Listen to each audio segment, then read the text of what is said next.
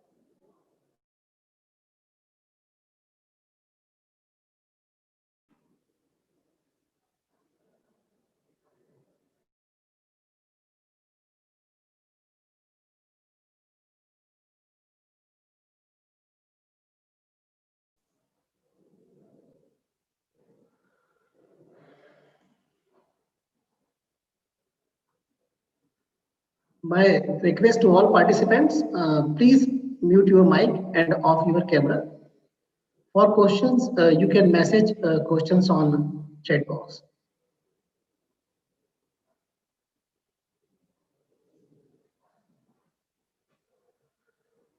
The Honorable Vice Chancellor, Medicaps University, Dr. Sunil K. Somani, Dr. Shahabuddin, Rector, Al Asiara Mandar University, respected faculty members of Medicaps University India and Al Asiara Mandar University Indonesia, distinguished speakers, and all dear participants. Good morning. I am Dr. Ravindra Pathak on the behalf of Medicaps University and Al Asiara Mandar University.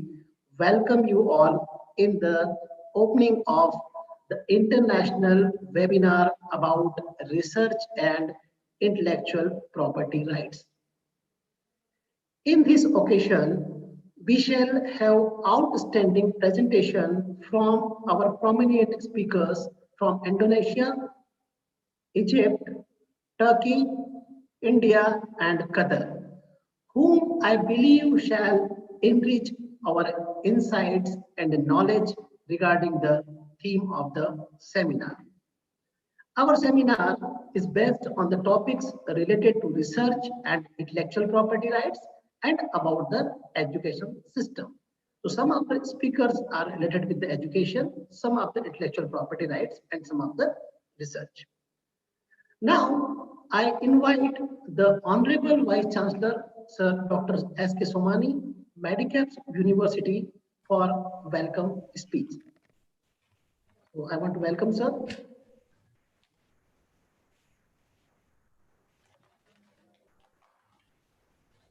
Yeah, good morning, everybody. It's my pleasure to welcome you all to the opening of this international webinar about research and intellectual property rights. This is one of first of its kind webinar where we are exploring how the research and technology could effectively be utilized in teaching, learning, and educational administration, as well as intellectual property rights also. I am delighted to see the co-organizer Al ASEAN Mandar University, Indonesia. This event will definitely help to strengthen our relationship and probably will have a common commitment to promote the effective use of the research as well as IPR in diverse modes also. The conference or the webinar, it adopts a very relevant field, that is intellectual property rights with the research. And both innovation as well as research has penetrated virtually in all area of the operations, may it be education or may it be manufacturing services or anything for that purpose. To effectively benefit from the technological applications, it is really essential that the educational professionals set themselves ready for transforming their research into the patents, and of course the IPR is one of the part in that. So I would like to take this opportunity to thank the webinar organizers, the committee, committee from India as well as Indonesia. And I would also like to thank participants for joining us and sharing, uh, listening to the valuable experiences from the experts who will be there delivering in this webinar. I welcome all the uh, speakers on behalf of Medicaps University, and probably this is the first of its kind in collaboration with the university from Indonesia. But many more events like this will come, not only in India but also in Indonesia, as well as for the benefit of the world as a whole. I hope that everybody will listen carefully and get the glimpse of what exactly is related with the research and intellectual property rights as well. Let me welcome the speaker as well as the people from the Indonesia on behalf of whole of the India. Thank you very much. Over to you, Dr. Pathak. Thank you very much, sir. Thank you very much for your guidance and the motivational words. Now, with the permission of Honorable Vice Chancellor, sir, I would like to our first speaker, Dr. Muthumanaya. Dr. Muthumanaya is a faculty of education at Al Asyara Mandar University, Indonesia. Her doctorate in English education, she is expert of research and development of ELT materials and literatures. Her doctorate degree is in English language teaching. Her published 4 books and she presented many papers in the different journals and international conferences. She was the chairman of language department of educational faculty and she is a public relation in charge in her university. She is the member of Association for the Teaching of English as a Foreign Language in Indonesia. She is the member of Association for Middle Level Education and she is also member of Lecture Association of Indonesia and member of English Lecture Indonesia Association. And I am also very thankful to Madam for as a key role for this participation in organizing this webinar. Now, she will deliver a presentation entitled Injected Cybergogy and Mobile Gogy in Designing Course Material for Generation Z. Please welcome Dr. Muthumanaya. Floor is yours. Hi, Prof. Good afternoon from Indonesia. Okay, allow me to share my screen to presentation.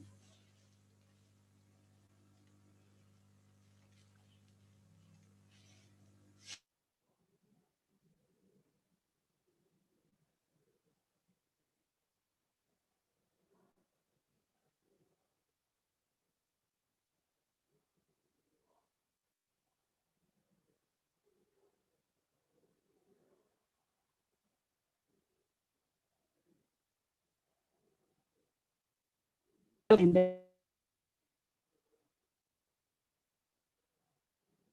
Rahmanirrahim. Good afternoon from Indonesia. I would like to say thank you very much to the principal of Medicap University, Professor Dr. Sunil Kasumani, and then the event organizer, Prof. Dr. Ravindra Pathak, for having me today, and then a collaboration with this conference. I'm very happy and delightful to be here to be with you, and also send my greeting from my rector, Dr. Hajar Chuduria Sahabudin. Okay, this is my identity. My name is Dr. Mutmaina. You can call me Nina, and this is some of the brief of my identity of my research get and also some of the organization. Well, my topic today, I want to share to you and talk about the Cybergogy and Mobile Gogy in designing course material for the Gen Z.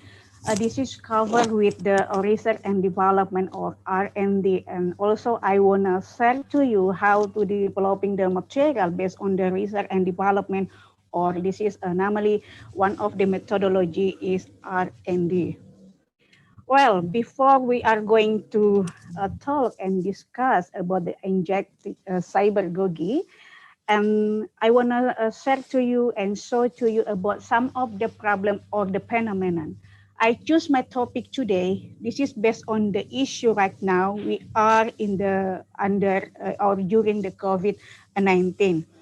There are many problems or challenges that we are faced during the COVID-19 in the education sector. And this is, I divided into five the issue: our productivity, our educational transformation, the Bangabalgogi, Cybergogi, and the digital era.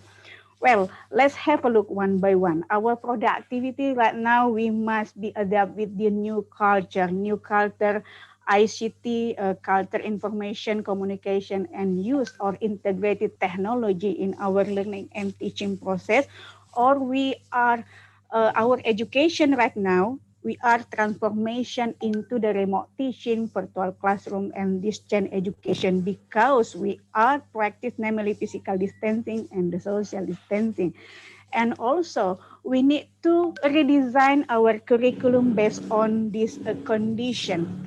And also about the mobile gogi, why we are need to talking about the mobile gogi today, because when we are practice or integrated the technology in our learning and teaching process. This is need to how to mobilize our student, and then they use a mobile device, for example, like smartphone and then a laptop.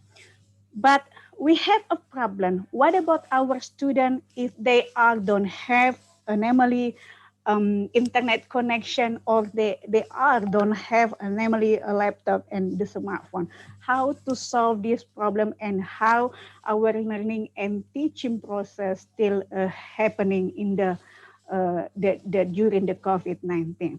And the cybergogy in the education sector, namely one of the methodology when we are wanted to designing our learning and teaching process. This is one of the methodology. This is namely a pedagogy, because you know that in education this is not only about how to transfer knowledge, but this is we need to educate our student about the how to improve their skill, their competence, uh, teach them about the culture, the habit, the attitude, and the behavior or character. And also we must know the condition. Today we are in the digital era. We are in the society 5.0, the industry of revolution. We need to uh, facilitate our student with the 21st century skill and the pedagogy evolution. The pedagogy evolution, it will be covered with our learning and teaching process based on the student-centered learning approach. And our menu today, I will cover into three.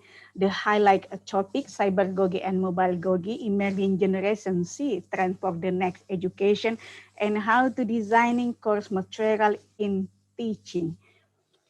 Well, let me introduce to you about the cybergogy and the mobile gogi. We are now must be upgrade ourselves because we are in the digital era, and then we are as a teacher, as educator, must becoming a digital teacher. And then we are remote our learning and teaching process into the digital classroom. And our classroom, we are lost our physical classroom, and then will be for the next education will be apply or implementation, namely hybrid or a blended learning. And then we are in the digital world. Everything will be delivering by using the internet. And then all of our activity, our daily life in in in uh, in in delivering by the using the internet. And also this is the cybergogy concept. This is one of the theory in education sector that I choose today about cybergogy. This is the combination between pedagogy and the technology. There are three aspects in the cybergogy. This is namely cognitive or the theory behaviorism, the social constructivism, and the emotion or emotive, or this is adult learning theory. And actually in the cognitive or the theory of behaviorism, this is we need to be know our student condition, what about their learning theory or learning style. And then we are construct our social, our communication right now into the virtual, for example, by using smartphone, we are building our community. And the next one, we must know about the student condition they are feeling. What about their feeling during the COVID-19? We are practice and then move our education into the virtual classroom. Maybe some of them having a problem with the quota, or because when we are use internet, this is a high bandwidth and then a need a quota. And then this is the cybergogy concept. Actually, this is a cover with the activity in our education, in our learning and teaching process in the university, in the school, when we are combined or integrated between technology, online or offline, synchronous or asynchronous. And then this is a cover with the student-centered learning approach. Well, and actually the intersection between pedagogy and the technology right now, this is about our system. Our system change. And then in Indonesia, our Ministry Education and Culture redesign our curriculum into the namely independent learning or freedom to learn, because you know that our activity not only in education sector delivering by using the internet, and this is cannot be used and cannot be accessed anytime anywhere, and this is 24 hour. Well, and in pedagogy, this is covered with the digital pedagogy. What should we do right now to achieve an Emily Bloom taxonomy right now? You can see here, this is the Bloom taxonomy. This is the activity, and this is the action, and this is the right or the suitable technology that you can be used. For example, if you ask your student to remember or understanding, you can choose one of the technology here or the application, for example, by using Google or by using Twitter, and then many more. And also about when we are talking about the mobile gogi, pedagogy, cybergogy, pedagogy, and mobile gogi, this is covered into one of namely activities here when you are wanted to implementation in your classroom, how to mobile our student. And then we need to know about the condition of the learning today. Actually, our student, you must know the student condition. We are teaching the generation C, and then we must know about their learning style and what is the types of their learning. And also, this is the concept of mobile, how to mobilize the student learning by using the technology, some of the technology or the tools, and train them, teach them by using the technology in learning and teaching process. And then we must tell them about and facilitate them with the future of education in education sector, maybe for the next 5 years, or we are going to be into the cloud.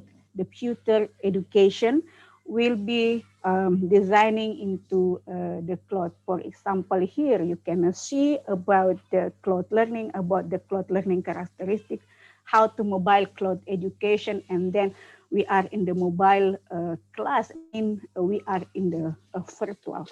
So what about the emerging generation C trend for the next education? We must know mostly our students right now in the generation C, they are like to using, most of them, based on this data, they are like to, by using flip-up and then using namely a video in the classroom. Well, This is based on the person data here. Most of the Gen Z, they are like to use social media, for example, by using YouTube or resources when they are in learning and teaching process. And then we must know about this condition and change your learning or your teaching style, and then you can adapt with this condition, and then you must be upgraded your learning and teaching process. You're developing your material based on your student or the generation C condition today. Well, this is the concept of learning autonomy induction. This is when we are in the virtual classroom, when we are integrated anomaly technology in learning and teaching or in education sector. This is about how to change, how to be adapt about the mindset. The mindset today in learning, the ways of thinking, and what about the digital learning. This is covering about how to facilitate our students today with the competent, the global competent or 21st century skill. For example, here you can see about we must facilitate our student with the social skill. Maybe this is not only for the student, this is for us as a teacher. And then a thinking skill, self-management skill, and information skill. And also the way of thinking, we need to upgrade and improve our student to be more creative and innovation, critical thinking, learning to learn, and metacognition based on the Bloom taxonomy. Well, this is the mobile learning autonomy. We need to ask our student to have a self-direct and self-determined in the learning process. You know that we are in the digital world and in the digital era, and this is the state of personalized learning environment. Before you are designing your material, you can conduct a research, for example, here about how you designing or modification your curriculum, your syllabus, your learning style. What about the how to manage your classroom based on the smart digital classroom? And this is covered with three highlight a focus here about the teacher center with learner of voice and choice, a learner center with a teacher and learner as co-designer, and learner driven with teacher as partner in learning.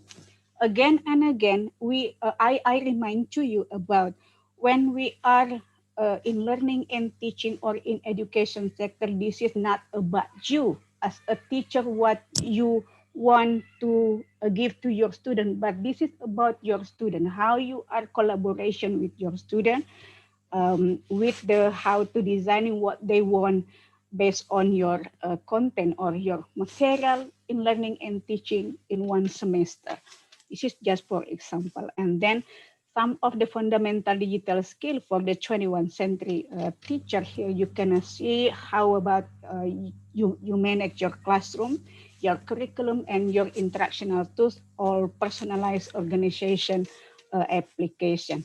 Most of them will be used some of the application or the platform in remote teaching. Maybe not only for remote teaching like today, but maybe this is for the next education for when you are wanted to implementation or apply normally a hybrid or a blended learning after COVID-19.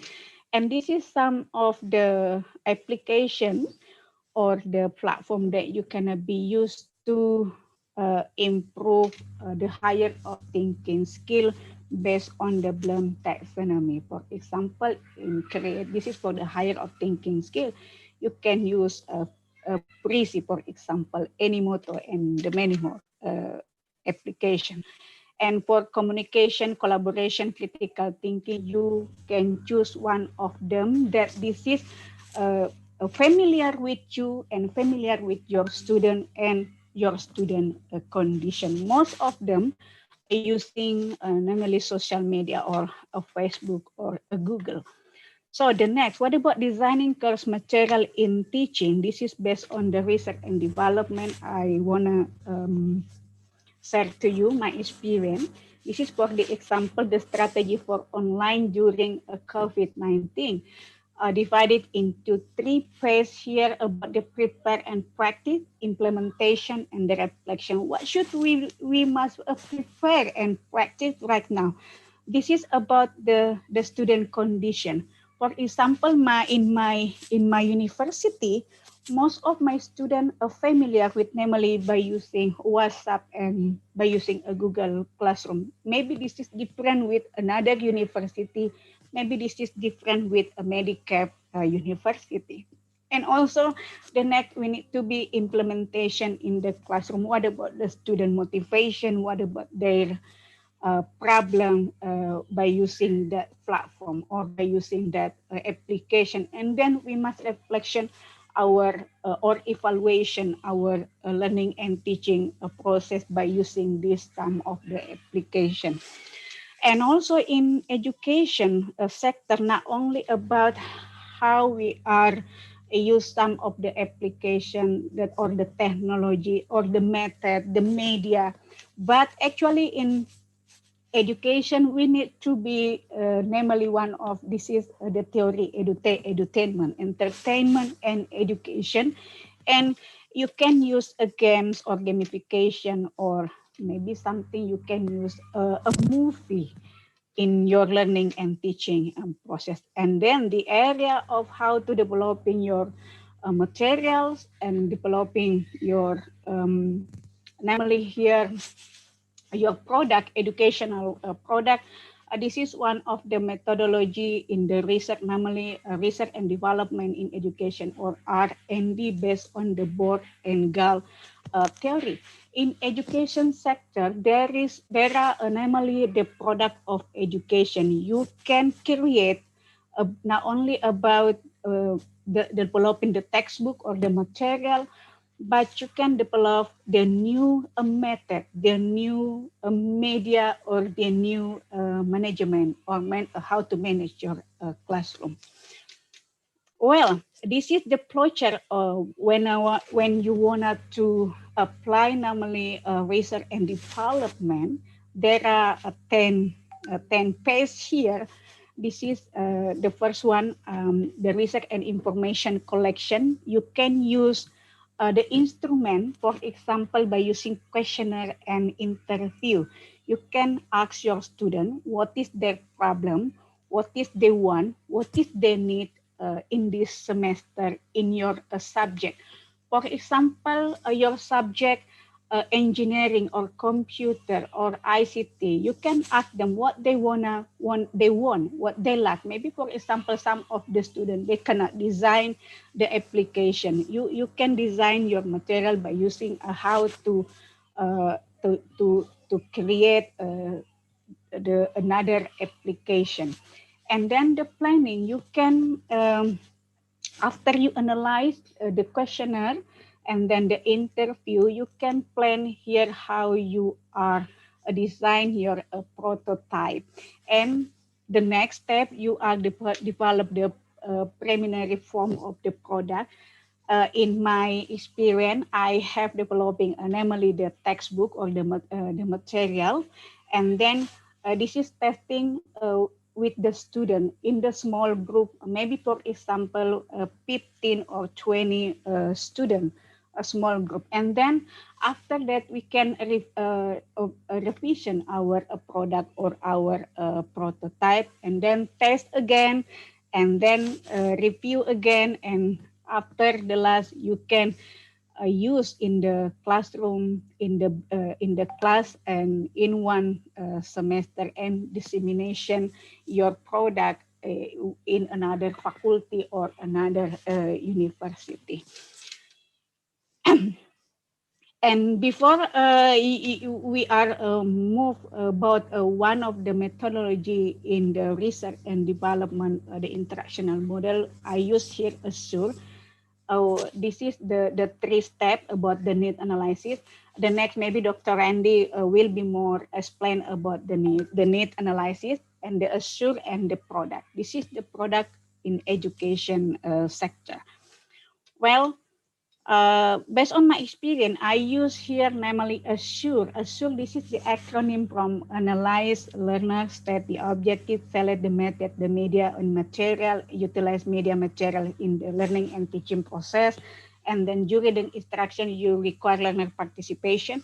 And in the end of the semester, you can reflection or evaluate. So what is the the conclusion here in the by using assure, you must know what is your student condition about the learning style. For example, in my university, most of my students they are their learning style type they are visual. So they are choose the material by using a video or by using a multimodal by using a picture and the game. And then state the objective. This is about the learning outcome. What about the learning outcome? This is we must again come back with the theory or the Bloom taxonomy of the higher thinking skill. We need to improve our student the higher of thinking skill, and then we can select the method, the media, or the material based on the student condition. For example, to improve the student, namely um, the higher of thinking skill, you can choose the one of the method in learning and teaching process, namely project-based learning based on the PISA theory, and then utilize them in the classroom until you can ask your student to participate in the discussion or small group activity and give them the formative assessment. And the last, you can reflection your learning and teaching process when you are experiment your product. Well, for example, here by using a film, why choose a film? Because most of my students, this is they are like they meet by using a film in learning and teaching process, and how a film can improve the 21st century skill in communication, collaboration, critical thinking, and create. And until the learning outcome here cover, the student can integrate with their skill, the four skill here, and then this is to facilitate them with the 21st century skill. And this is the example of the syllabus when you are wanted to apply or when you are wanted to redesign your curriculum. Here I divided into three theory in the education. For example, here the first one, constructivism theory. You can use, for example, the method project-based learning by Jean Piesta or Jean Dewey. And then in the activity, you can design your activity, your student activity into the 9 here by using Ghanaian and even interactional design. And the last one, this is to cover or achieve, namely Bloom taxonomy of the learning outcome. Well, this is the example of the lesson plan. We can divide it into the four, the method in learning, the activity, and the learning outcome until we use the right technology based on what we want to achieve for each phase in our learning and teaching process here. Well, this is the example of my digital product when I develop the material here. You can feel free to visit my Google Playbook. I will share to you the link and you can see my books here. And then when you wanna to design your electronic learning application, because we are in the digital era, so also our material must be designing into the digital material. You can use one of, you can choose here, for example, Articulate Mobile, Lecturer Inspire, or Mobile Learning Android application. Well, this is the example, the result of the learning, the student need here. I use a questionnaire by using a Google form, and most of the student, because I'm teaching English here, most of the student actually they are like to use here by using film from 321 student respond. And then this is the example by using the film in the classroom. Maybe you can choose the film based on your subject. And this is the example. I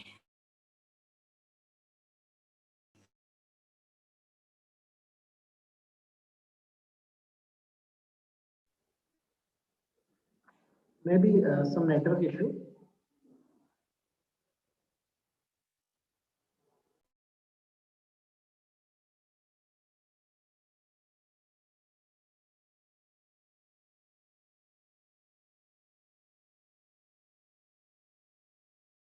the namely the Bloom taxonomy.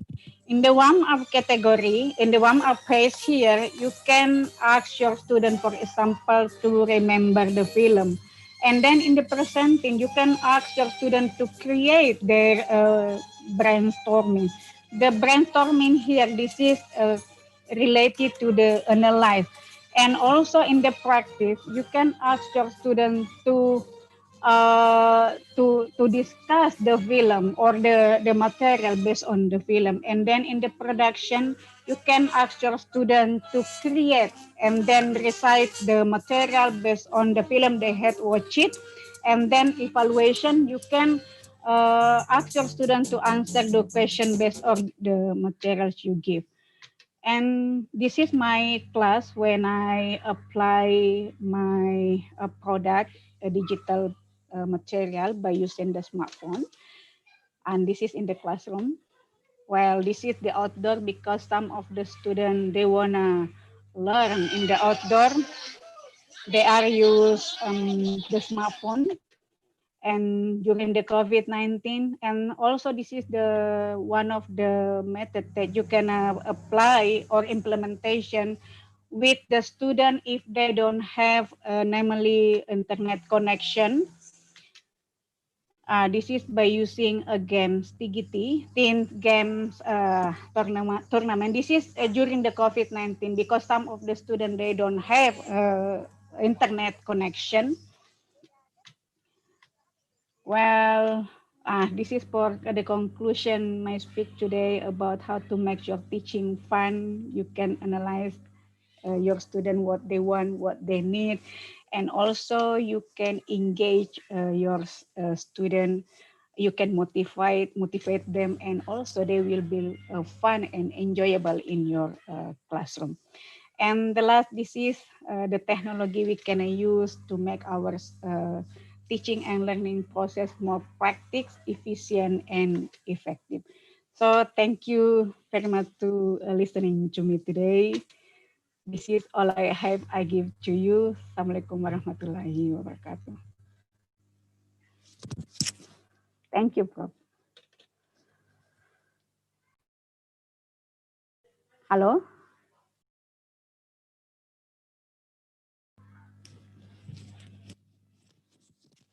Halo?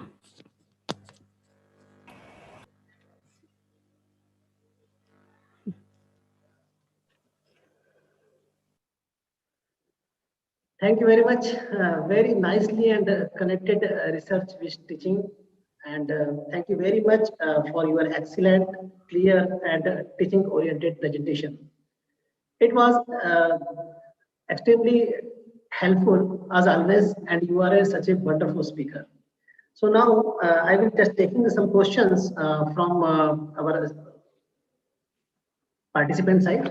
That is the one question is that how can motivate students for innovation by change in designing course material?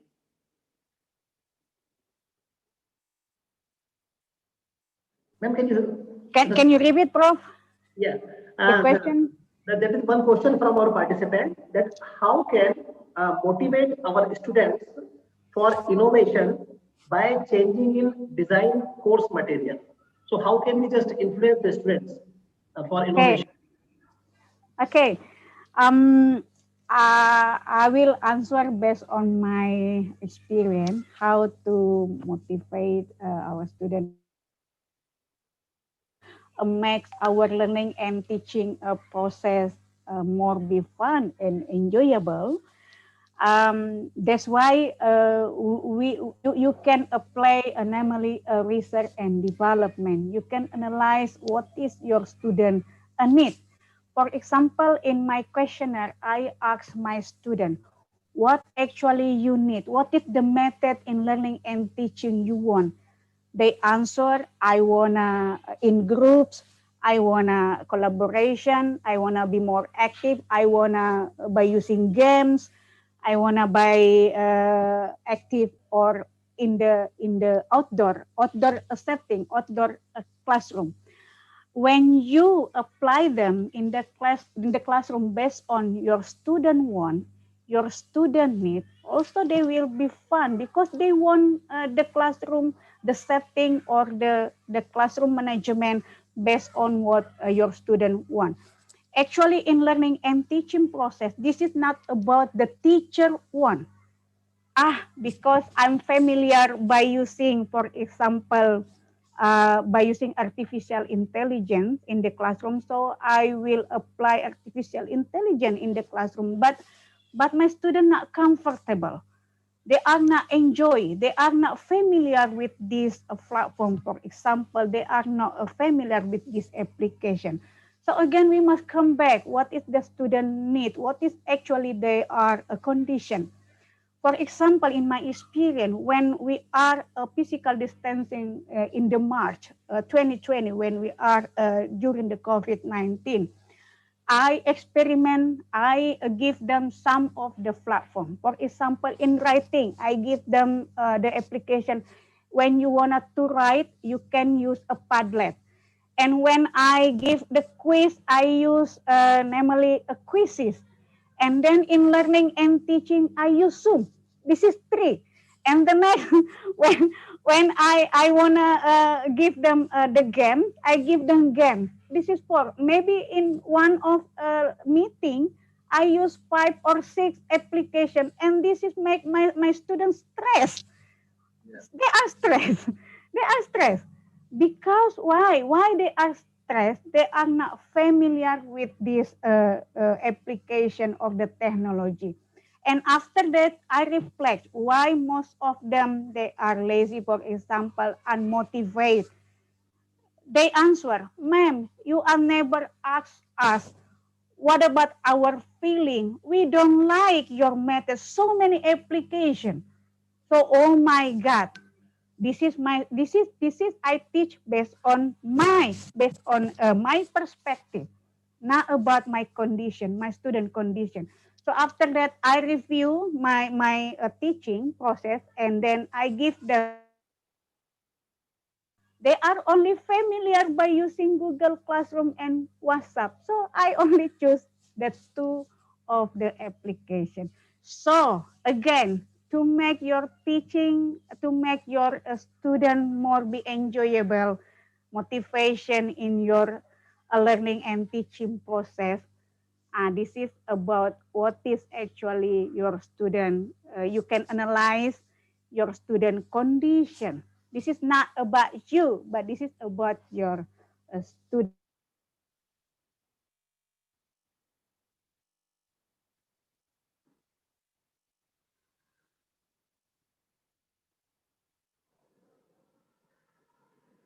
Maybe lost.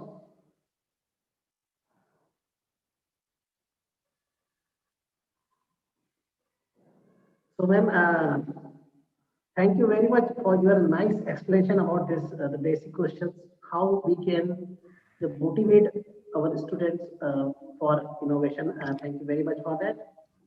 Thank you very much. Now, after this very wonderful presentation, let's welcome our second presenter, Dr. Andy Aspan. Dr. Andy Asrafan is a member of Faculty of Teachers Training and Education, Universitas Muhammadiyah Saidnag Rapang, that is the UMS Rapang, in South Sulawesi, Indonesia. He is also a head of students and alumni affairs of UMS Rapang University. He received his PhD in language education at the master is also in the education from State University of Makassar, and he also got the scholarship from Northern Illinois University, USA.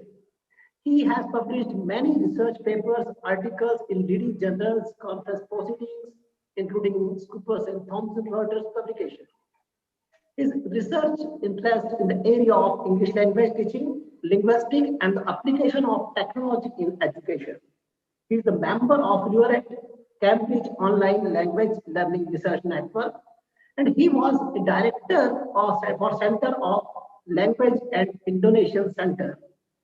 He was also elected to be the Vice Chancellor in Finance and Human Resources in SPKIP Rapa. Now, he is the head of students and alumni affairs of UMS Rapa. So, I wanted to welcome Dr. Andy Asrakan. He will deliver a presentation entitled ICT Tools and Multiple Intelligences. So, this presentation is also associated with research applications in education. So, I want to please now up to the Dr. Andy Rasman. Please, sir. Thank you. Thank you. Is audible, sir? Is it Yes. audible? Can you? Yeah, thank you. Perfect. Uh, Good afternoon from Indonesia. First of all, I would like to say thank you so much to the University of Medicap, India, in associate with our Asharia Mandar University in Indonesia, uh, for having me sharing in this international webinar research and intellectual property right. So today I'm going to share one of the part in my dissertation a couple years ago uh, about developing course material based on a need analysis. I will show you one of the R&D model that can help us and lead us in designing material not only in EFL or ESL classroom, but also in all subject that we are teach. Uh, So getting started as a student of English, you know that in Indonesia we apply English as a fourth language. It's quite different with some our neighbor like Malaysia, Philippines, and also India. I think English as a second language, ESL. EFL means that if we need English, we learn it. That's we highlighted this one. So there is no force from our government or our ministry that English should be included in our curriculum. So it's depend on the school and also the parents sound that they want to uh, they want their student learn English or not. So it depends on their school. So uh, that's the example in my regency. Sidendan Rapang. Sidendan Rapang is is a regency located in South Sulawesi Island. In Sulawesi Island, I think the island that form like in alphabet. In if you see the map of Indonesia, um, some of school in the center of the city include English in their curriculum, starting from kindergarten, elementary school, junior high school, and senior high school, and also vocational high school. But some in the rural area uh, didn't include, they don't include English in their curriculum, but they include also just a culture, the culture like dance, singing, and how to read alphabet, a local language through in alphabetical. We call in Indonesia lontarak. Lontarak is the old alphabet of Bugis. So uh, most of the student, I think, this is our experience as a learner in English. Sometimes um we ask ourselves, did you ever feel the content of the course didn't match your expectation? Did you consider some content or activity were a little use or interest for you? And then where you ever ask about what you need English for? So because of most of the problem we found, uh, the material, the method, the technique, the strategy, and also the approach we applying for in our classroom. So there are many students feel bored, and sometimes yeah, they lazy to come in our class, and then sometimes they play in the behind of the class, and then they make another chit chat with their couple and so on. And on the other hand, the problem comes in this COVID pandemic, COVID-19, where some of student doesn't have a good connection and also device in connecting their our system in LMS or learning management system. And also the problem comes with the teacher who cannot operate good um, uh, ability in computer. So what we will cover today, I will explain just in brief because of time. Definition of need analysis, classification of need, process of in need analysis, kind of information and sources, some instrument and procedure, and also a practical example in need analysis. So here, the simple guideline for design effective teaching material, especially in EFL or ESL. So we have to consider the six main consideration here. The first one is learner. In designing effective teaching material, we have to see in the top. The first is learner. The learner here cover need analysis based on Hutchinson and Water in 1987. Yeah, 1987. That stated that there are two kind of need analysis that we are going to consider uh, before designing the effective material. The first one is their learning needs and their target needs.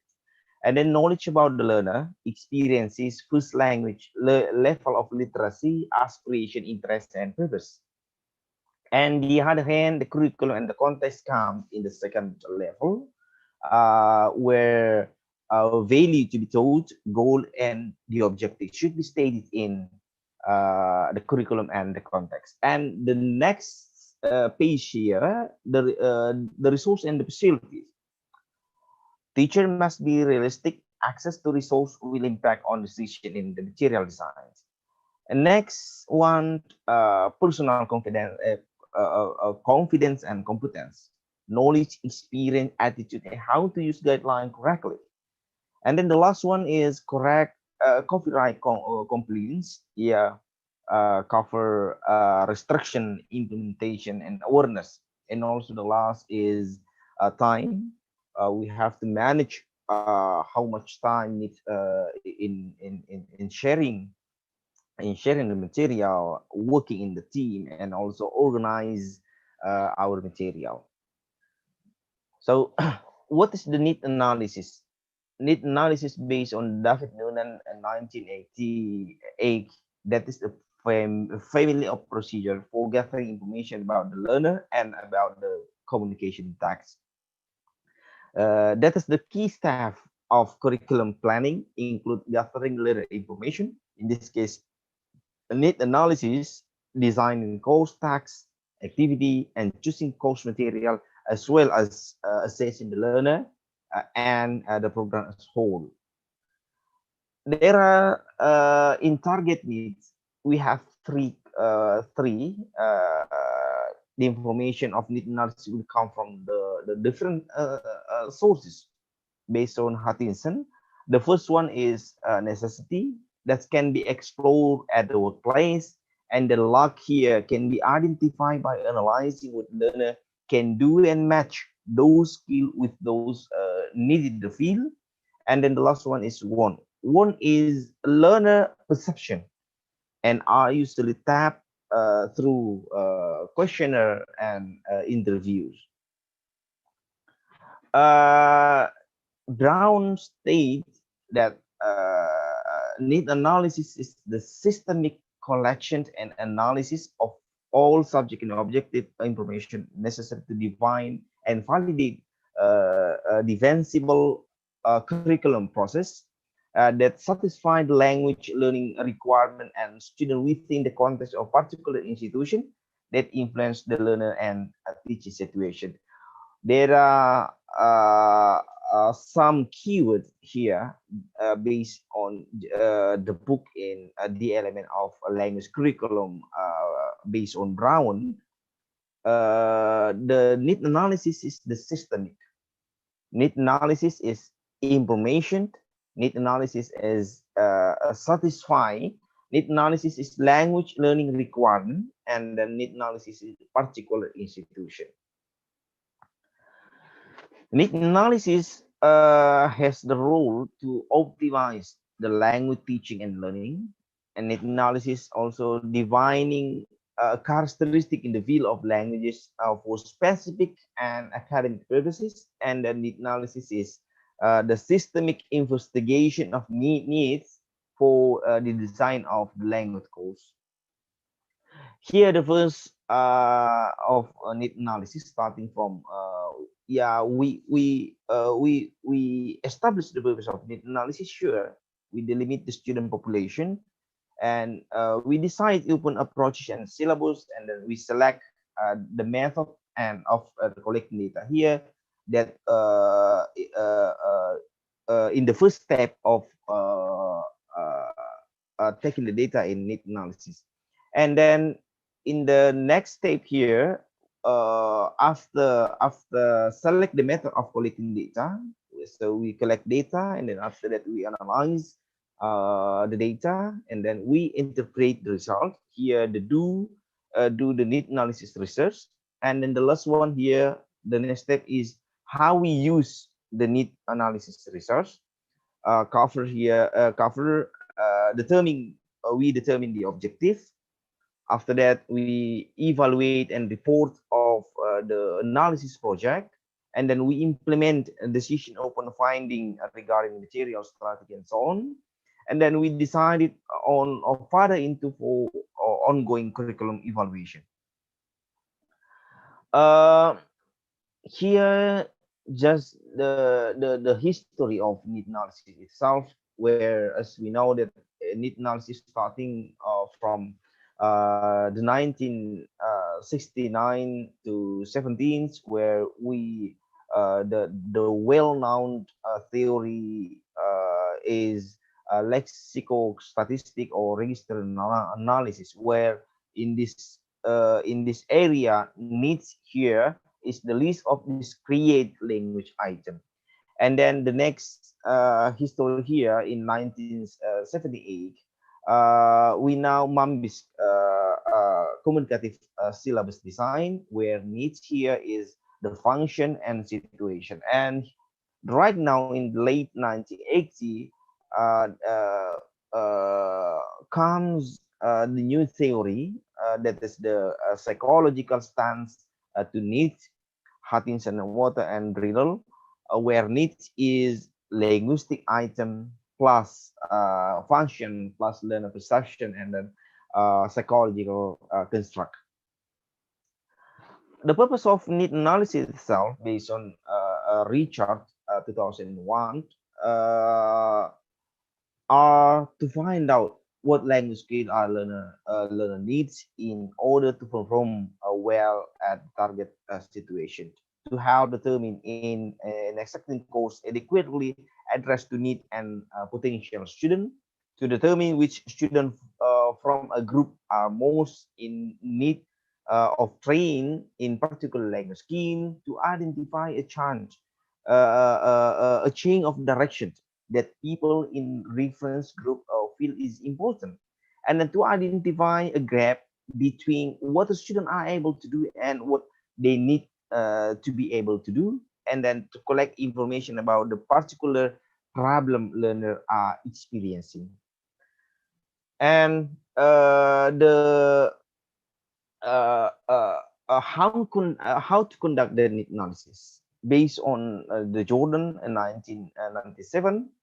Here, the step of analysis starting from we state the purpose of analysis, what we are going to do, and then after that we delimit student population, and then we decide upon the approaches, and then we acknowledge construct and limitation, and then the fifth here we select of collecting data, and then this the sixth here we collect the data. This is in the process, and then the seventh is we analyze and interpret the result from the collecting data, and then the next step is we determine the objective, and then we design in the syllabus content, material, and method, only strategy two, and then approaches, and then the last one in the 10 is we evaluate procedure and the result, and also we implement decision.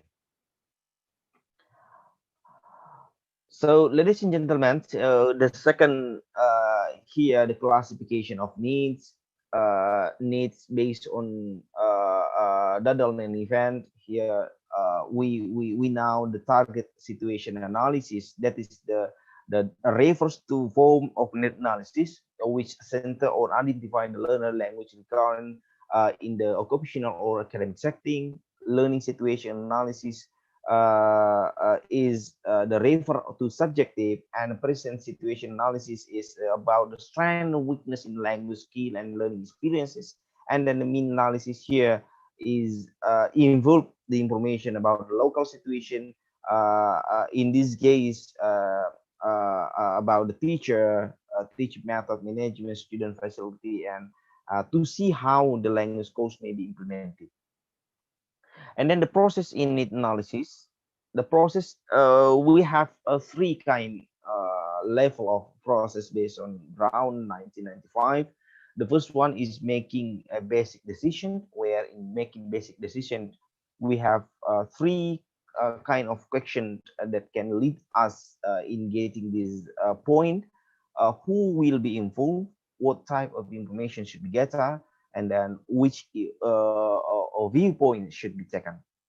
In who will be informed here, we have four components. The target group. The target group here, the people about whom the information will be gathered, and then the audience, the people expected to act open the analysis, and then need analyze here, the people responsible for conducting the analysis, and then the source group here, the people considered to be a source of information. And then what kind of information should be gathered? Discrepancy between the desired performance and actual performance, democratic here, the change desired by a majority of those involved, and analytic here, what the student need to move on, and the developmental sequence, and then diagnostic here, weakness of lack in learner competence according to specific or situation. And then the viewpoint here, the situation needs and the language needs, the objective and subjective, that right now just now I explained that linguistic content and the learning process. So the next one is a kind of information and sources. So here information required analysis from the participant purposive domain, target setting, interaction, instrumentally, and then target level and communicative key. So in information gathering based on Brown, we have three point that can lead us. The first one, a type of question, instrument, and selecting the procedure. So the type of question here, there are five main point. The first one is we have to choose the question that can dig the information about the problem, that is the exacting difficulty or the lack in the performance, and then the type of question that can lead us to now the priority here, the ranking of the importance of the element that make up the performance, and then to now the question that that lead us to now the student ability here, the current competence of learner at entry, and then the solution here, perceived change that make bring about the improvement, and then the type of question that can lead us to know their attitude here about their feeling and perception regarding the language or the element in the program. And then the next one is uh, the source of information, who, where, what kind of information that can help us in taking the data in net analysis. The first one is from the learner, ex-student or alumni, ESP research or literature, people who working or studying the field. For example, I'm teaching English in economy or in the computer field. So that's why I have to analyze or to take the information from the alumni or the target of department. For example, in economy, so maybe most of our alumni work as a bank, work in the bank, work as a secretary, or working as an entrepreneur. So that's why we're taking the data from them who are working in line with our field of the study. And then content teacher, the key man in the field, accepting information, and also stakeholder or our client, ESP research, and native speaker in the target context to validate our data, because we are not a native speaker, so we need after completing the data, and then also the material, so we have to validate the result of our research to the native speaker. So the next one is the instrument and procedure. The instrument and data collection method, we have we can use those instrument. The first, not only questionnaire, but also there are many instruments that can make our data, or can support our data completely. The first one, questionnaire, and then we combine with discourse analysis, and also make discussion with someone who in line with our field, and then structure interview, assessment, test, observation, and also the meeting. And then the practical example of need analysis. I think in the previous slide, need analysis cover three components: need, lack, one. Need is what the necessary of the in the learner use of language. Lack is what do the learner lack, and then one is what do the learner wish to learn. Here can help us to get the information about the need analysis. here the process of investigation of learner needs, starting from the, for example, we collect some participant of our uh, uh, uh, research employee. For example, this one is in the department of civil engineer. So we invite someone who employer in this area, civil engineer lecturer, former civil engineer student, ESP teacher, and also teacher, researchers and interviewer. And after that, we distribute a questionnaire, and then we conduct the individual interview. After that, we do the need analysis, where cover communication needs and learning needs.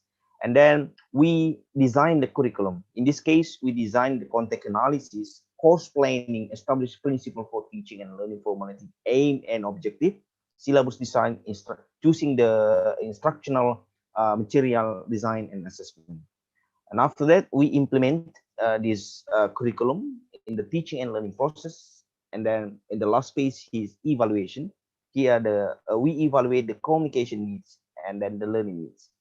We have to circle. This is almost quite the same with classroom action research, or CAR, where in the first stage curriculum design to implementation, we call circle one. This is including before mid term test, including the mid term test, and then starting from in the middle phase until in evaluation, we call circle two, or after mid test, term test, including the final test. The other example in to now the student need analysis based on Azure model. This is one of I think there are many model of that can help us to design the need, to now the need analysis and design the material, technique, approach, a strategy that's suitable for our classroom. One of them is assure. Assure stand for analyze the learners, take a objective, select method, media, and material, utilize media and material, require learner participant, and evaluate and revise. Here, just one the other example where based on my dissertation in the field of English for education technology. So I started from I divided it into four phases: need analysis, development, implementation, and the product. In need analysis, I analyze the learner, here the target needs and the learning needs. In development space, I divide it into two. I state the objective and select instructional method, media, and material based on the student need analysis. And then after that, I implement. I implement it here, define it into several piece, utilize media. After that, I require learn participant, and then I do the tryout in the small group, and then after that, I evaluate and revise, and then after that, I apply in the large group. For example, I mean that in the small group, for example, I apply in one class. So in the small in the large group, I apply in another school, but in the large class. And then after that, we evaluate and revise, and then we dissemination and then implement it, and then we final the final of this flu is the product. Here's some general strategy of instruction, and then the last one is the general step of model in research model of educational research and development based on goal and Borg 2007. We have 10 steps here. I think most of the model quite the same. Step one, we identify the instructional goal. Step two, we conduct instructional analysis, and then we analyze in the step three, analyze learner and context. After that, we write performance and objective, and then we develop assessment instruction, and then we develop instructional strategy. After that, we develop and select instructional material, and after that we design and conduct the formative uh, uh, uh, formative evaluation of instruction or tryout. And after that, we analyze the result of the tryout, and then we revise the instruction, and then we conduct again, we conduct we write the performance objective until the step 8, and then the last one is designing and conduct and a summative evaluation. I think thank you so much for this wonderful invitation. Thank you to thank you so much for uh, the faculty and staff from Medicap University of India. Thank you so much, sir. Thank you very much for your nice and very good insights about education technology, curriculum development. And as a university, that is our prime responsibility towards the students and towards society to enhancement in the curriculum. And it will be very good, helpful for our curriculum design. And that is the one questions we got from the chat box of from the participant side. Uh, on to that is the process of investigations of learner needs. You shown that is one model in your presentation. Then the participants ask that how it is useful in the era of online teaching and learning. I will repeat my question. This is the question Yes. from participants. The process of investigation of learner needs, as you shown in your presentations, and how it will be useful in the time of online teaching and education. Yes. Thank you. Thank you. Got it, sir. Thank you so much for the question. Uh, Again, I explained that in need analysis. So what to get? So we take the student, for example, in English subject needs. Why are you learning English? So the learning is focused on the language that learner needs, and then like here, what do you want to do with your English? The content is in appropriate degree, and then once here, how will you learn and use English in the future? Here, the learning process is what is expected. So uh, the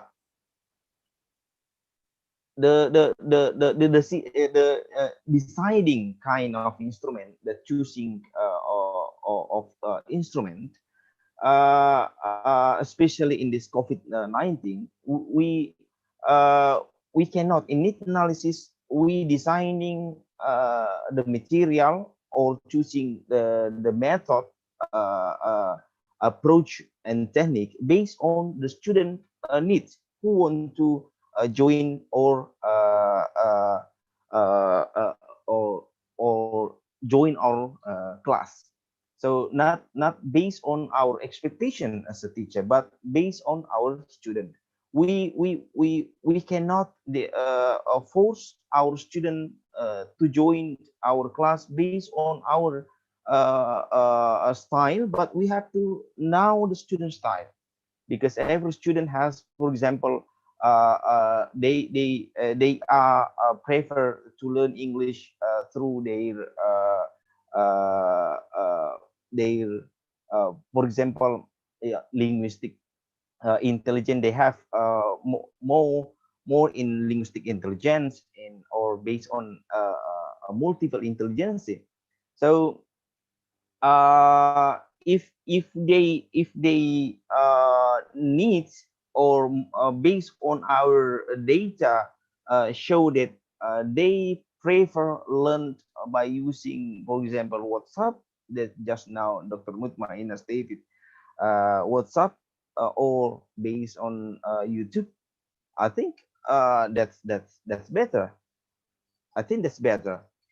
So in luck, for example, in luck, I repeat again, luck, need, and want. Luck, it means that yeah, we take any information about what student want to learn, and then to now the student luck, we distribute the test, and then in needs here, about the information about the student needs. So the question is how to know the student need. So we have to observe or distribute the questionnaire and test, and then they won't hear the information about how they will learn, and then think interview and questionnaire can lead us in this space. So I think uh, uh, how to take the need analysis in this pandemic COVID-19. Uh, the first one we cover in the COVID-19, we study uh, in online learning. So we cover our need analysis in online learning. So we collect all the method, media, and also share the platform. We classify from the hundred and a thousand platform that can help us, and then include them in our instrument, for example, interview, or questionnaire, or the test, and then distribute to the student. So the student, I think, could not choose in face to face, but I think in online field. Thank you so much, sir. Hopefully it can answer.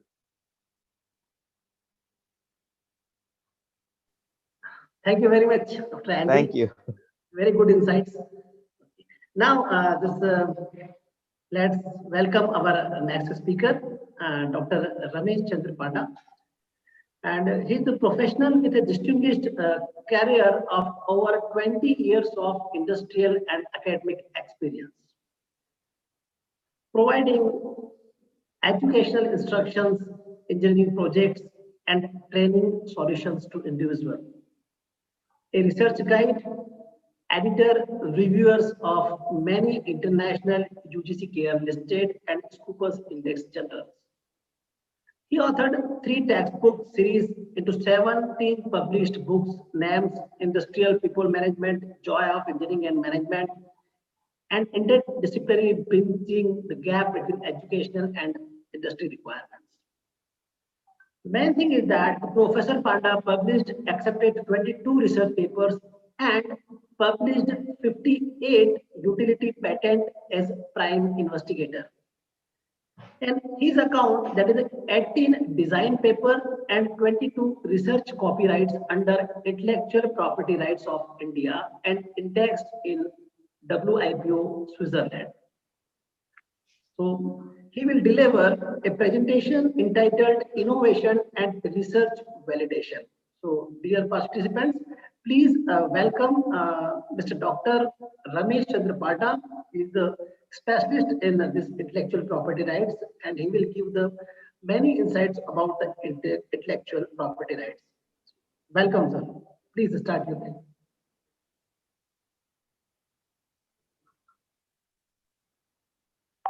Sir, your mic, maybe. Please unmute yourself, Professor Ramesh. I'm Yes.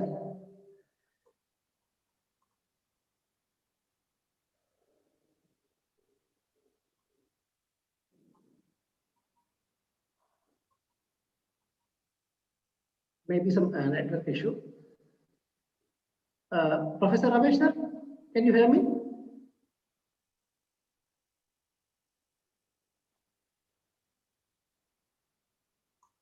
We will wait for a few seconds.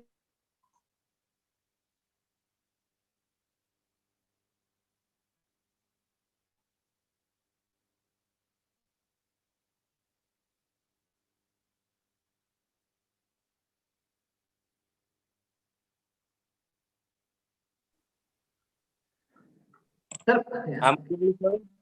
Yeah, no, no. Please, sir. Fine. Okay, fine.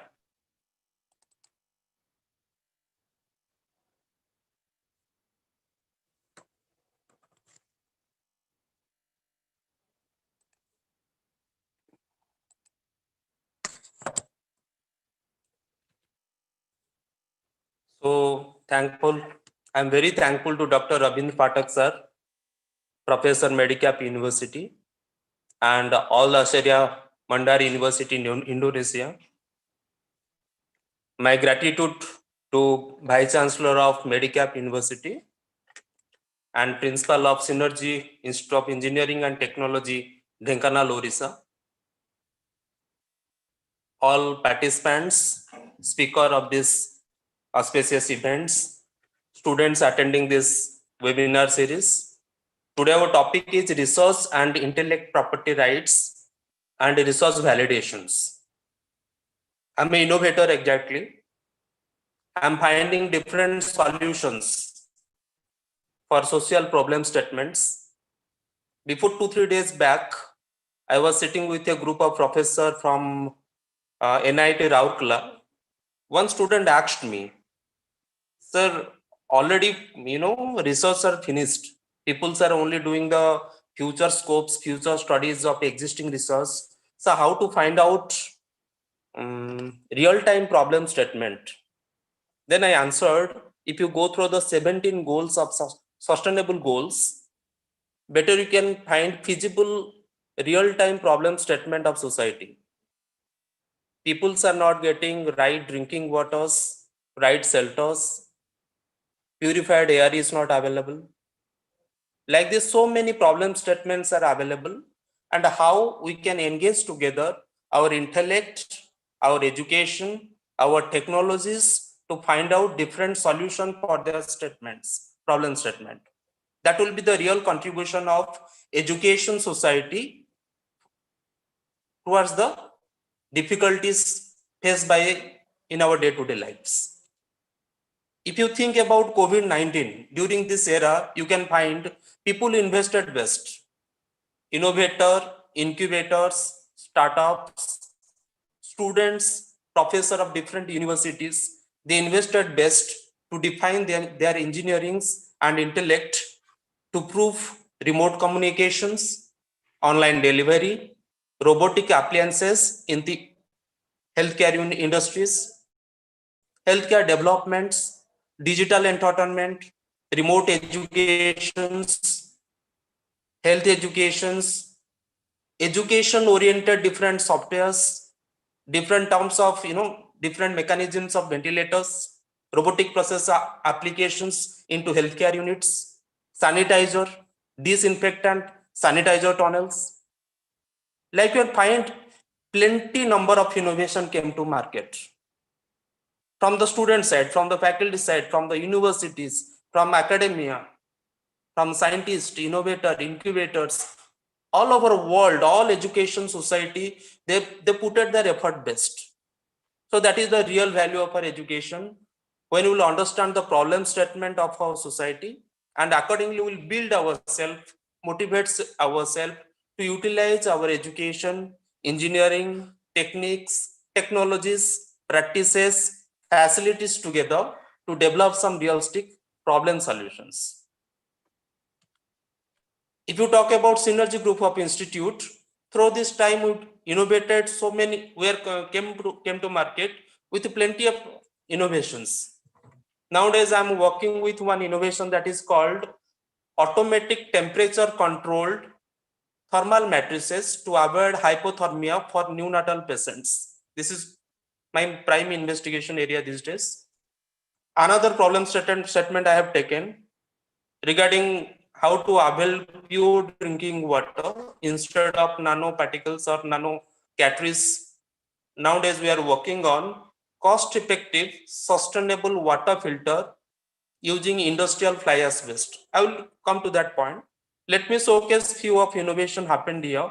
Sustainable solar-assisted all-natural clay cool refrigeration systems, IoT-based sustainable manufacturing of organic fertilizer machines. Air of water is the way how to extract water from the humidity present in your atmospheres. Best of my innovation is 5G based optimized controlled humanoid robot with IoT based handheld ECG machines effective for intensive care units. We developed on sustainable manufacturing of compost and fertilizers also. Wind powered IoT based sustainable organic compost machine. Later we converted into solar power also. Robotic process automated center shift mechanical ventilators. It's one of the sustainable practice happened here at our institute. E-Vidyalaya, it's a portal empowering virtual classrooms. It's just like your Zoom and Google Meet platform. We developed one portal, right? So it is empowering student, faculty for better facility of technical educations. Smart carbonless cooking gasifier.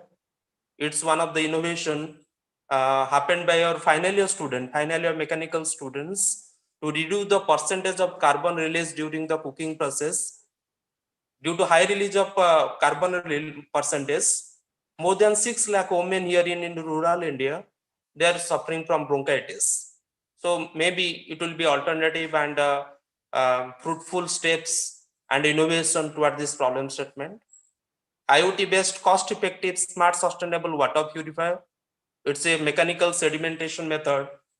We utilize different aggregates of sands, herbals, and your organic layers, how to, purify your water. It's a sustainable practice. Adopting and researching innovative treatment technologies for hospital wastewater and detecting COVID infectious is the practice happened at the KIMS Medical College. Apart from there, we are developing one portal that is called your Arogya Odisha. It's a interface between your patient, those are sitting at urban and semi-urban area, with a consulting doctor for health monitoring, health education, health consulting. It will be a right step towards telemedicine also. So like this, and one more, yes, one more innovation happened with me, which is successfully completed its IIC Innovation Council. That's called Breathe Box. It's a compact rocked ventilator, handy compact rocked ventilator. If time will permit, means I will explain you all the details. Let's come to innovation, whatever happened with my under guidance, one by one.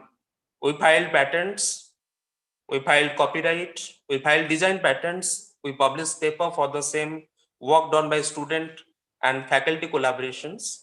I'm expecting those people are attending this series of lectures will have an interaction after this session. Before 3-4 days, I visited.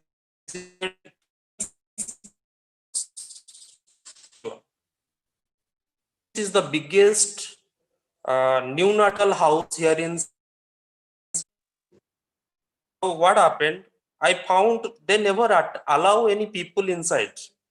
They never allow parents to see their children's. So my brother is there actually as the HOD of the department, neonatal patients, ICU intensive care units.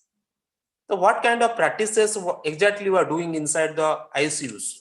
He said we are using different type of open heart and closed heart systems to keep the baby safe and maintain the temperature in between 36.5 to 37.5. Then what the objective before that? He said when baby inside the mother womb, right? Suppose one pregnant lady, when baby inside a mother womb, the core temperature of baby is supposed to maintain 28 degrees centigrade exactly.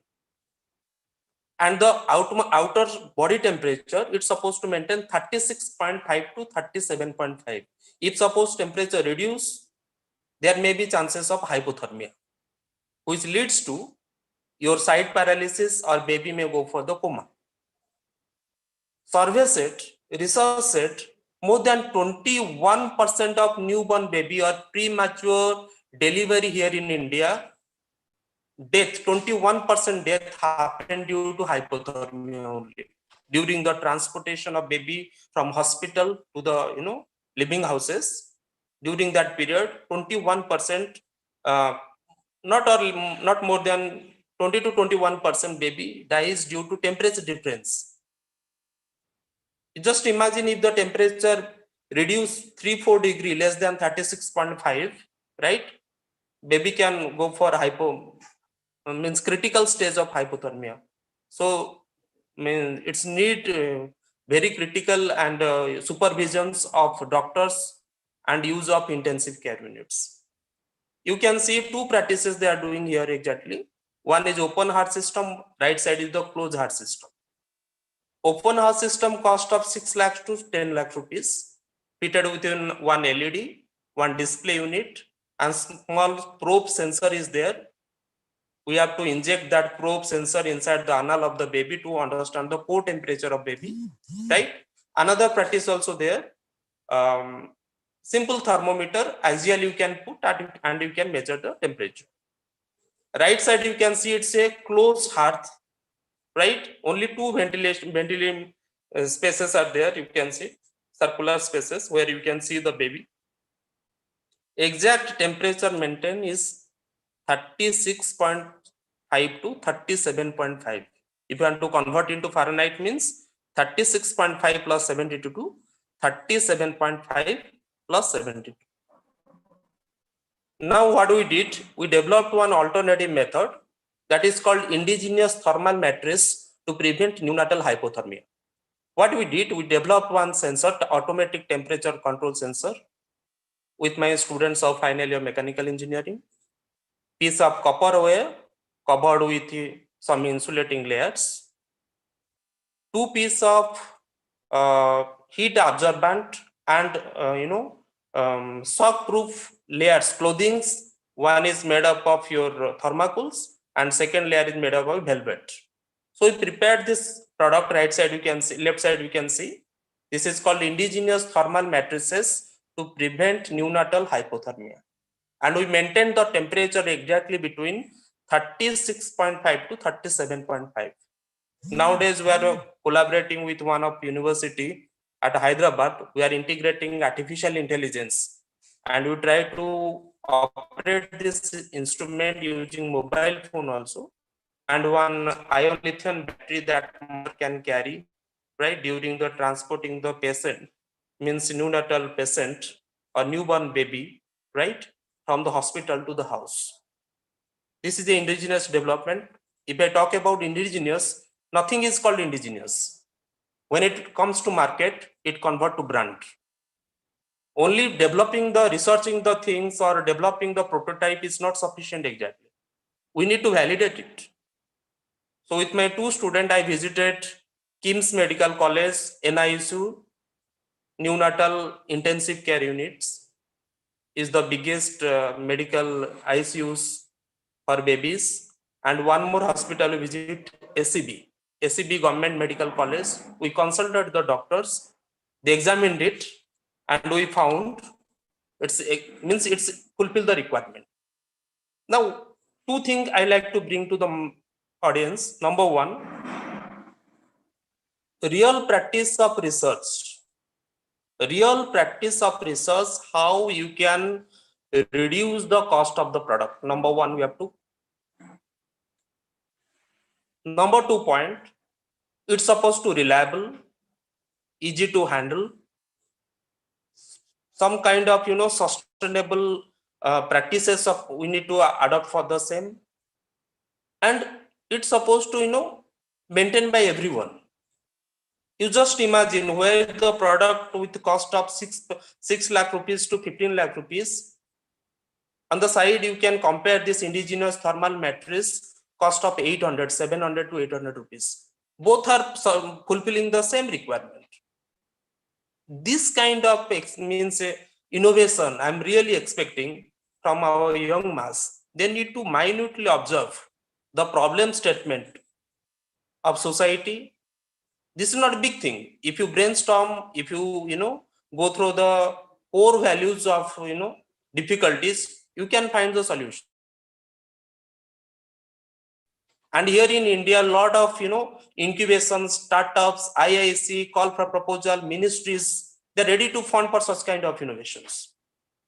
Unfortunately, we got the opportunity from Dr. MGR University Research Institute from Chennai. They funded for this project for the lab validation, prototype development, and the experimental analysis. Without experimental analysis, there is no value of research. Because science said, science is the growth of knowledge through experiment and observation. Until unless you will do the right experiment to validate your project.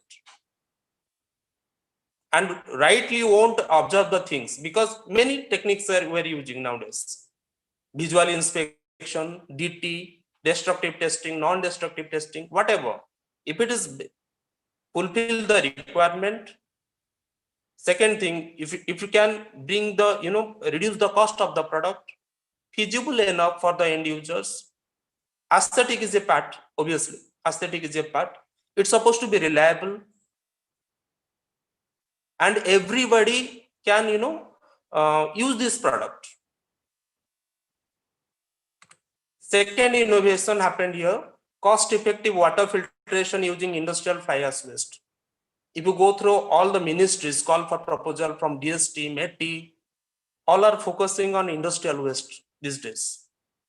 Recycling, reuse, this is the main funda and thrust area of every call of proposals. You can find water sanitations, air purification, these are the common thrust area of all the call for proposal from ministry, with integration of modern technologies like your artificial intelligence, machine learning, big data analysis, blah, blah, robotics, you can see. So our objective supposed to, along with the curriculum, along with the syllabus, we need to practice our student for all the destructive technologies happening all around our world. It's supposed to be mandatory, means it's supposed to be a compulsion for all the students to learn all this new technology first. Python is a best practice, design is a best practice. We need to motivate and we need to anchor them, we need to promote them, we need to give right atmosphere to learn the things also, and hands-on learning. Through internship or any kind of industrial practices, through project development, we need to make them 100% feasible to learn and practice the thing. Then only student can they can feel comfortable as per the industry requirements. Cost effective water filtration using industrial fly ash waste. Nowadays you are using Kent, Tata's, right, water purifier, those are using categories of nanocarbon particles. Nano is always bad for health. You are using nowadays mask, you are using face wash, you are using Pond's face wash, right? Do one small experiment. You stop using this product for 5 to 6 days. You can find the darkness in your face. Nano always bad for health. That's why for consumable items like your drinking water, air purifier, we're supposed to stop it. Rather, we need to focus and administrate for the natural resources. What you did exactly in this project, we have taken by percentage of weight of fly ash collected nearby one brick factory.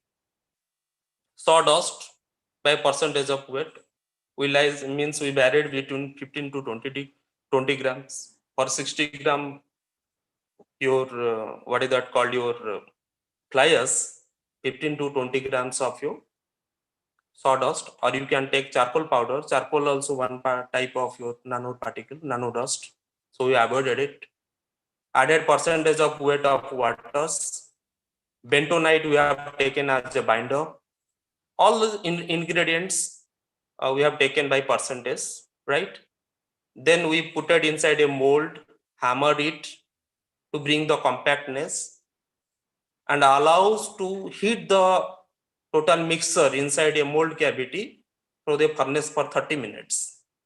And you can see on the right side, I'm holding one, I'm holding one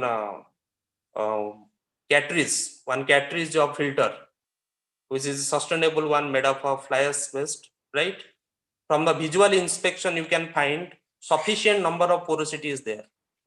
Visual inspection is the best practice ever.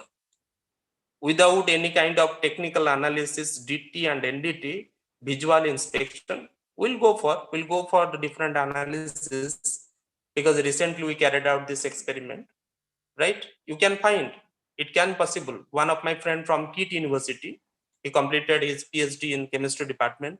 They tried this same product with a natural clay, riverside clay. They tried this product and they succeed with the project proposals, and they developed the prototype also. And you can find also MHRD, IIC, you can find such kind of innovation. Such kind means what I need to speak, we need to motivate for sustainable practice. To whom? To our students. To sustainable practice, integration of new technology. Here we can integrate. Automatic temperature control sensor we can integrate. We can vary the temperature 600, 400, 500, like this. We can see what are the changes in water filtration ratio, in porosity, in quality of waters. Like this experiment, we need to motivate students to such kind of experiment so that they can enjoy the charm of engineering. We filed the copyright for the same. Arogya Odisha, it's empowering telemedicine with the help of Parul University, few professors and web developer, students of synergy groups, right? We developed this project. It's a mobile app, and here you can find options. Means you can select the doctors. At single click, you can generate 3 PDFs, right, for patient assistance, generating your healthcare reports, any kind of diagnosis report also you can generate, and it will direct send to the patient, doctor, and to the administrator. We file the copyright for the same. Robotic automated patient carrier for operation theater. I've seen there nowadays the patient carrier, or you can say your stretchers available, it's completely manual. So instead of that, using a magnetic link and a sensor operated, path followers, and one handheld ECG mobile machines to understand the patient conditioning, one auto lifting mechanisms, which is a DC motor drive, and one what is that called, your one simple mechanism to screw up fitted, simple mechanism to lift it, right? And sensor to avoid the obstacle, to find the obstacles we fitted here. We filed a design patent for the same. Nowadays we are taking this project as a major project for our final year group 1 students.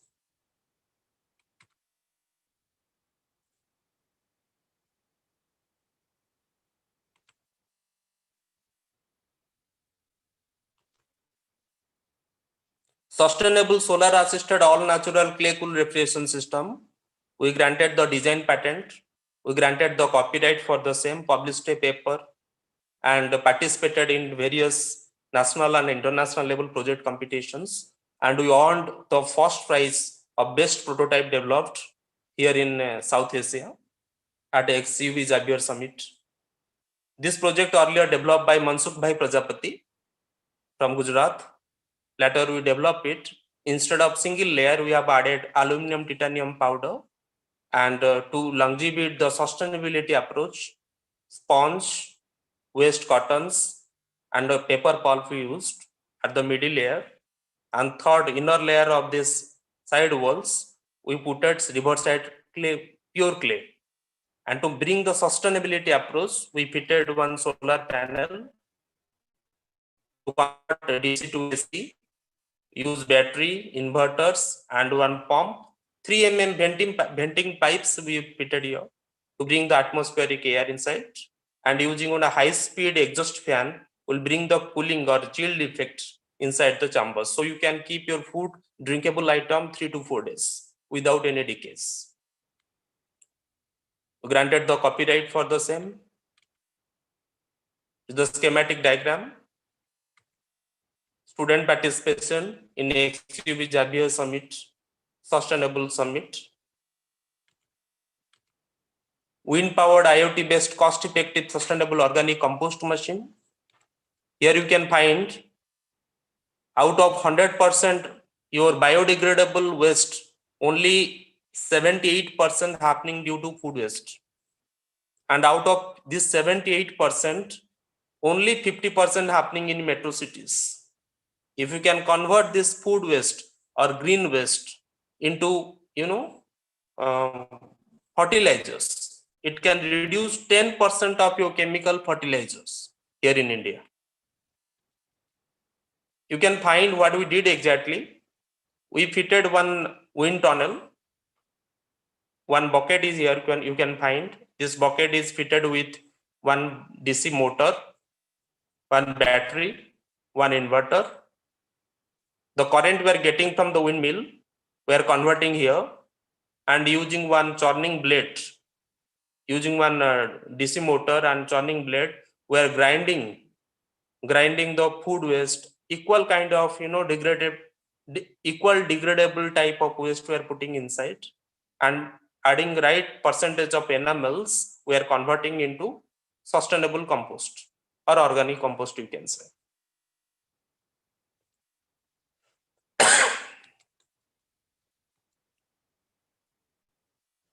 Previous one was wind tunnel based. This one is your solar based.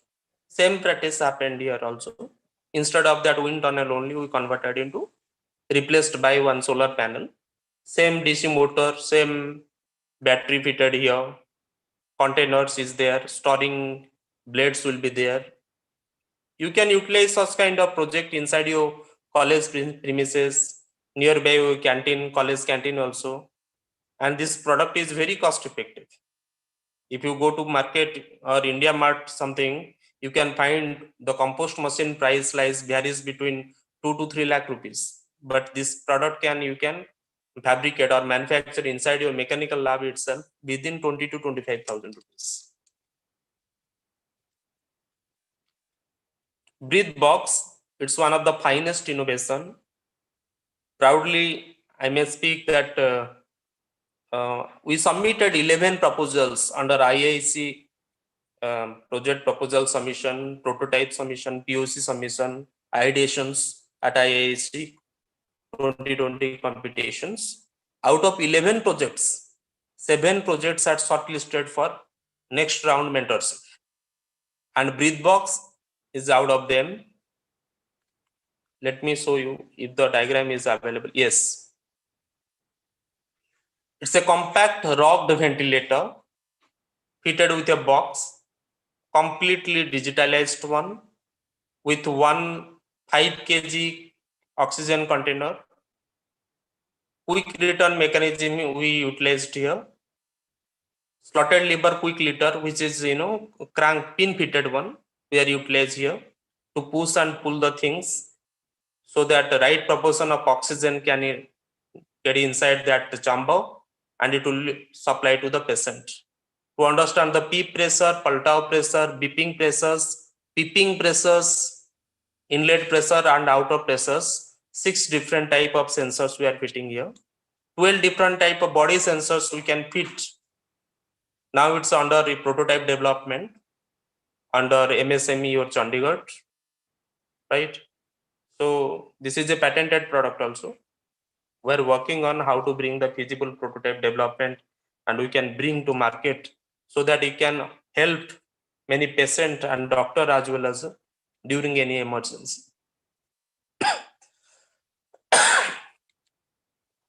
have taken the copyright for the same, and utility patent, design patent under process. Hopefully, we will get the design patent within 3-4 months. If you talk about intellectual property right, Government of India, 5 facilities are available for innovators, student, young scientists, right? Coding engineers. You can go for utility patent, design patent, copyright, geographical indications, and trademark. All facility having their stipulated time frame. If it is Tatkal type of your utility patent, means you can arrange the grant within 8 months with the right appropriate examinations. If it is simple type, means only with respect to time frame you want to wait for that, means it will take minimum 2.5 years to 3.5 years to grant a utility patent. With 11 short number of forms you need to apply, with number of claims you need to define, number 1, abstract, number 2, declaration from the applicants, number 3, declaration from attorney, number 4, combined declaration from attorney and inventors and applicants, number 5, illustrated diagram, number 6, early examination form, number 7, early publications form, number 8. Like this 11 forms are there. We need to prepare this document with respect to data available or document available at IP India website, and you can download the mobile app also. There also you can download the app, forms from there also. Before filing the patent, you need to take care of 2 things. One is novelty checkups, and second one is innovativeness, prior art of report, that we have to prepare properly. And we need to think of before filing patent, we can file in anything, but before filing the patents or submitting any proposal to patent office, we need to check up its worthiness actually. How your innovation or novel product development can bring some solution for the problem, societal problem statement. Otherwise, people are designing the small thing, say your mouse and keyboard or pen or something, diary, something you can design and you can find, and easily you can get a patent for the same. But actual practice, if you are doing some innovation, that means it's only one practice of bringing new ideas.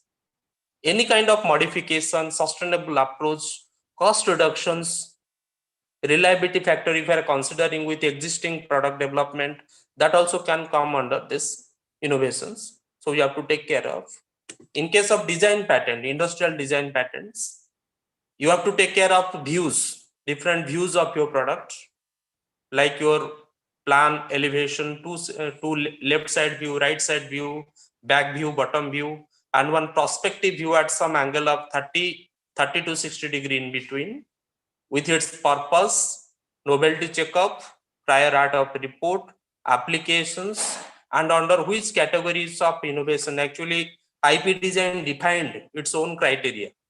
They defined point number 1 to point number 27, under which category your innovation is falling exactly. We have to define it. Some subcategories are there. We need to define also. And why this innovation coming under this category, we have to write a paragraph on same.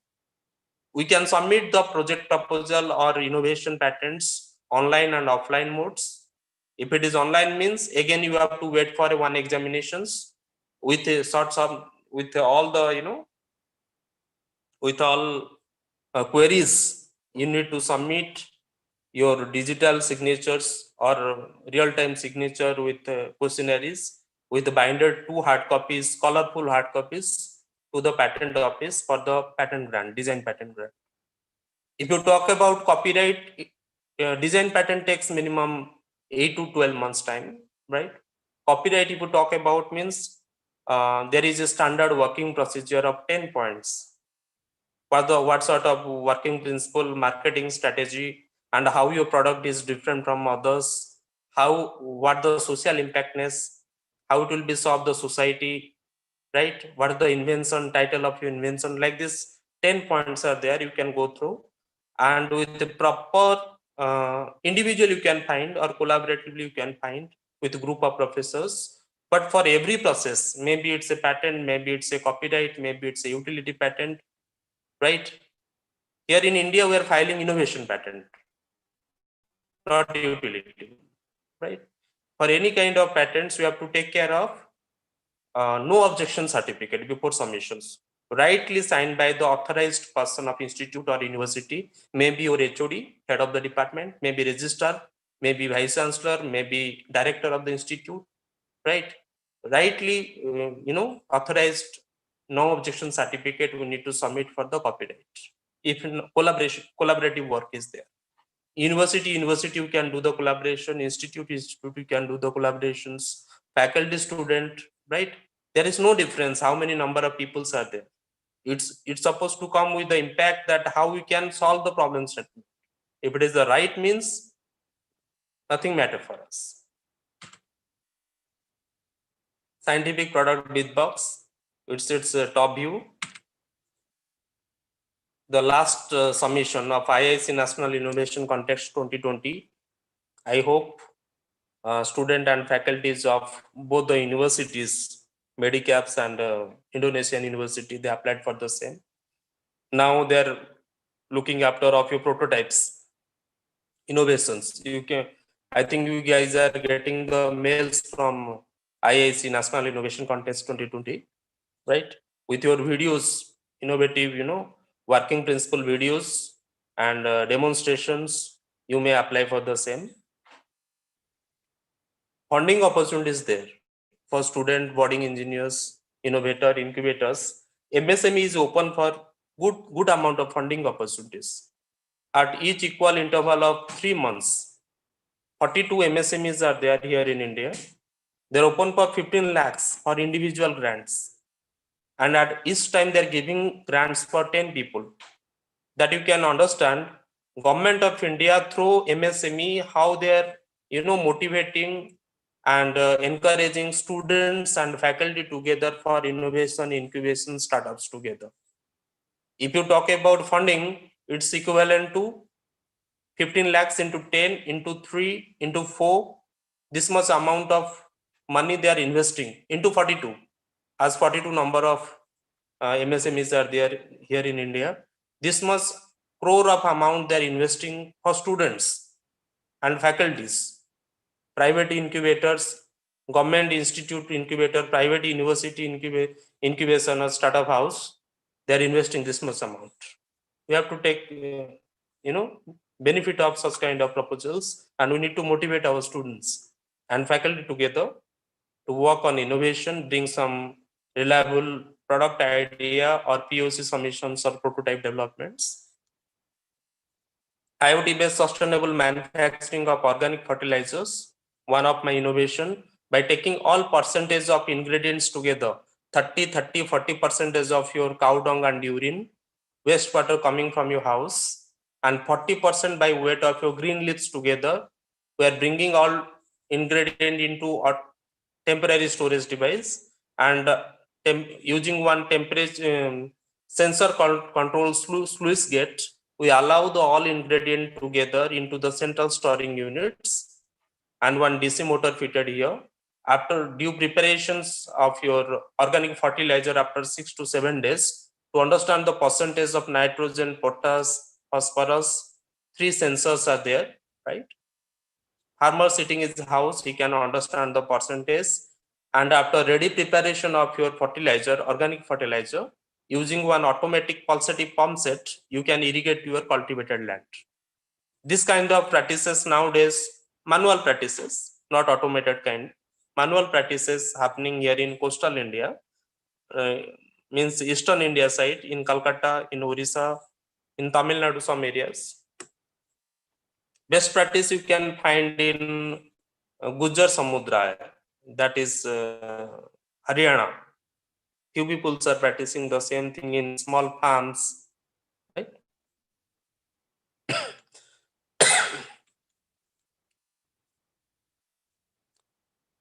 Automation of the shop floor will create new job. Manish Kumar is the chairperson of your skill development, national group of skill development. Is putting always how to learn your advanced technologies, robotic applications, automation, how it's changing the scenario of manufacturing industries, and less manpower, how means hampering the labor society in industrial use. So we need to motivate students to learn automation and robotics also. We defined and filed one collaborative resource work with blockchain-based edge computing with the behavior analytics of Industry 4.0. This is the thrust area. We need to motivate students. This is called Smart Carbonless Cooking Gasifier, one project developed by students of Final and Mechanical Department. We participated tight national project competition funded by BPUT Orissa. We earned the second position for the same. 2-cylinder you can find. This project is suitable for non-biodegradable waste, like plastic thermocols we put together inside one conical cylinder with less percentage of oxygen. You can find whatever unburned gas are coming using 3-stage fitted carbon filters into the cylindrical cylinder on the right side. It will filtrate it, and using one burner you can bring it out and fire it. It will give you carbonless cooking gases, cooking flames. Here in India, more than 6 lakh women dying due to bronchitis, high release of carbon percentage. So this is a approach or mechanism we develop against that. We filed a design patent and successfully completed. Here you can find the objections. All are only formal. 100% for us for design patents, right? For design patent, you can log into IP design. For utility patent, you can log into IP, intellectual IP website. For copyright website, you can search over. If you are able to download one mobile phone, you can find all things ready with the number of forms required to fill and submit for the proposals in the website, in the mobile app also. It's very handy, and using mobile phone also, you can start your work. Here you can find the design series, different views of the product.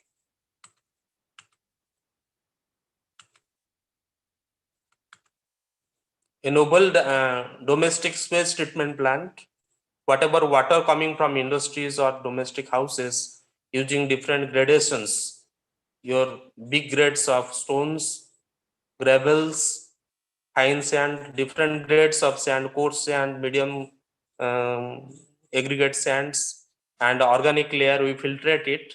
We can filter it. We have not developed the prototype yet. We filed the design patent, copyright and utility patent for the same with Anna University. One professor from Anna University who defined the working principle and filed for the same. Always think of collaborative work, because individually you can't achieve great. It's a common requirement for accreditations, UGC inspection, AICT, and NAC, NBA. It's a common requirement for the faculty publications, filing of patent, copyrights, design patents. So these are the things which uplift the values of institute and the faculty and student profile also. We need to encourage student along with our day-to-day activity, academic activities. At least we need to invest 1 hour or 2 hour daily for such kind of activities.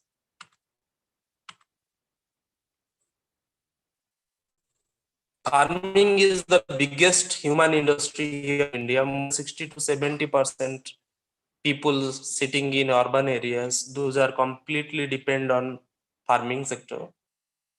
To improve the productivity nowadays, smart control, smart sensing, smart monitoring, cloud operations, smart irrigation systems, smart cultivations, new kind of machineries for productions, and sensors integration to understand soil conditioning, weather conditionings, your visualizations of your farms. These days now, farming industry, putting their effort best for research-oriented product development.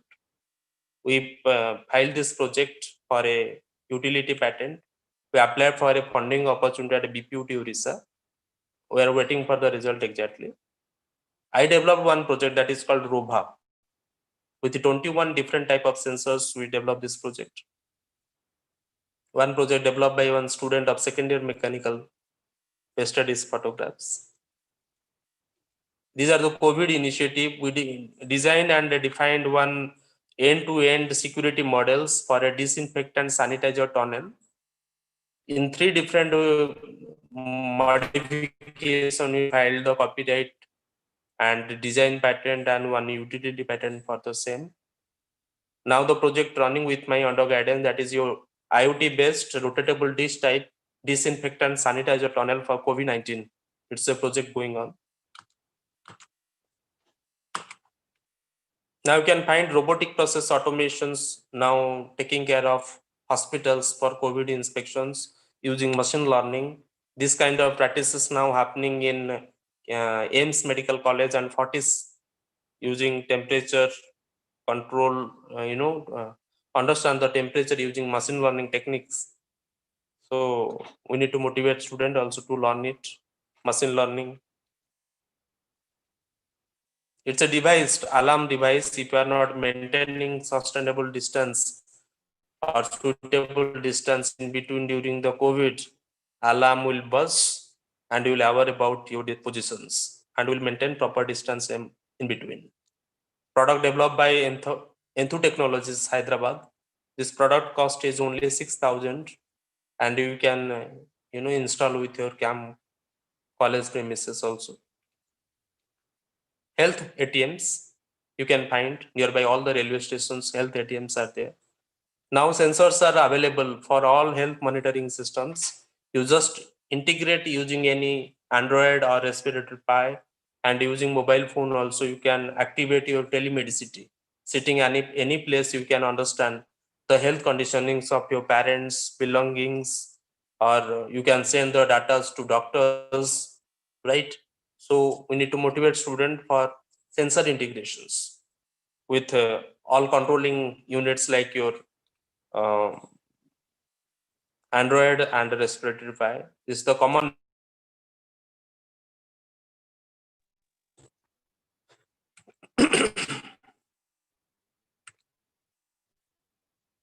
These are the ventilator mechanisms we define. Simple mechanism we have taken from kinematic of machines, right? Whatever students are learning in second year and third year mechanical engineering, right? We have taken the mechanisms and student, not did by faculties, student are designing such kind of designing patents and they're filing also, right? It's not one product only. Like this, they define many varieties of ventilator mechanism. There is huge scarcity of ventilators you can find. These are the different means of mechanism, or you can say inversions of mechanisms. Cost effective approach. Now you can find one company that is also Lilian. They manufactured one ventilator at 45,000. The basic mechanism is how to press a ambu bag so certain amount of oxygen will breathe to the patient. That's the minimum requirement. You can start the thing using a compressor or one ambu bag or anything, but by any means we need to convert that rotor mechanism, rotary motion to rectilinear motions to press one ambu bag with respect to certain amount of oxygen will release. So these are the sustainable approach, means cost effective approach also. One student from Lovely Professional University, he developed one mechanisms at 250 rupees and ventilator cost of 250. If you minutely observe, COVID destroyed the monopoly of healthcare industries. Earlier ventilator were available inside the ICUs for ICU purpose. The main minimum price was 3 lakh rupees. 3 lakh to 15 lakh rupees. They made the thing very complicated. You bound to pay pay that money. But nowadays you can find ventilators. Every institute I can find. With my knowledge based, CTTC Bhubaneswar is there, KIT University is there, and SRM University is there. GNA University is there, right? Their students are developing any kind of mechanisms which converts rotary into rectilinear to press the bag, air bag. That can be a ventilator with certain proportions. This is the Ashok Leyland product with all sort of display and controlling unit you can find here. Mask. One of my friend from Hyderabad, from Andhra University, Arogya Vastra is a project started, and nowadays is marketing using Flipkart, 35 rupees, and proper sterilized, eco-friendly, chemical-free, anti-allergic, biodegradable fabricated with the herbal extracts. You develop on the mask also. These are the different type of mechanisms.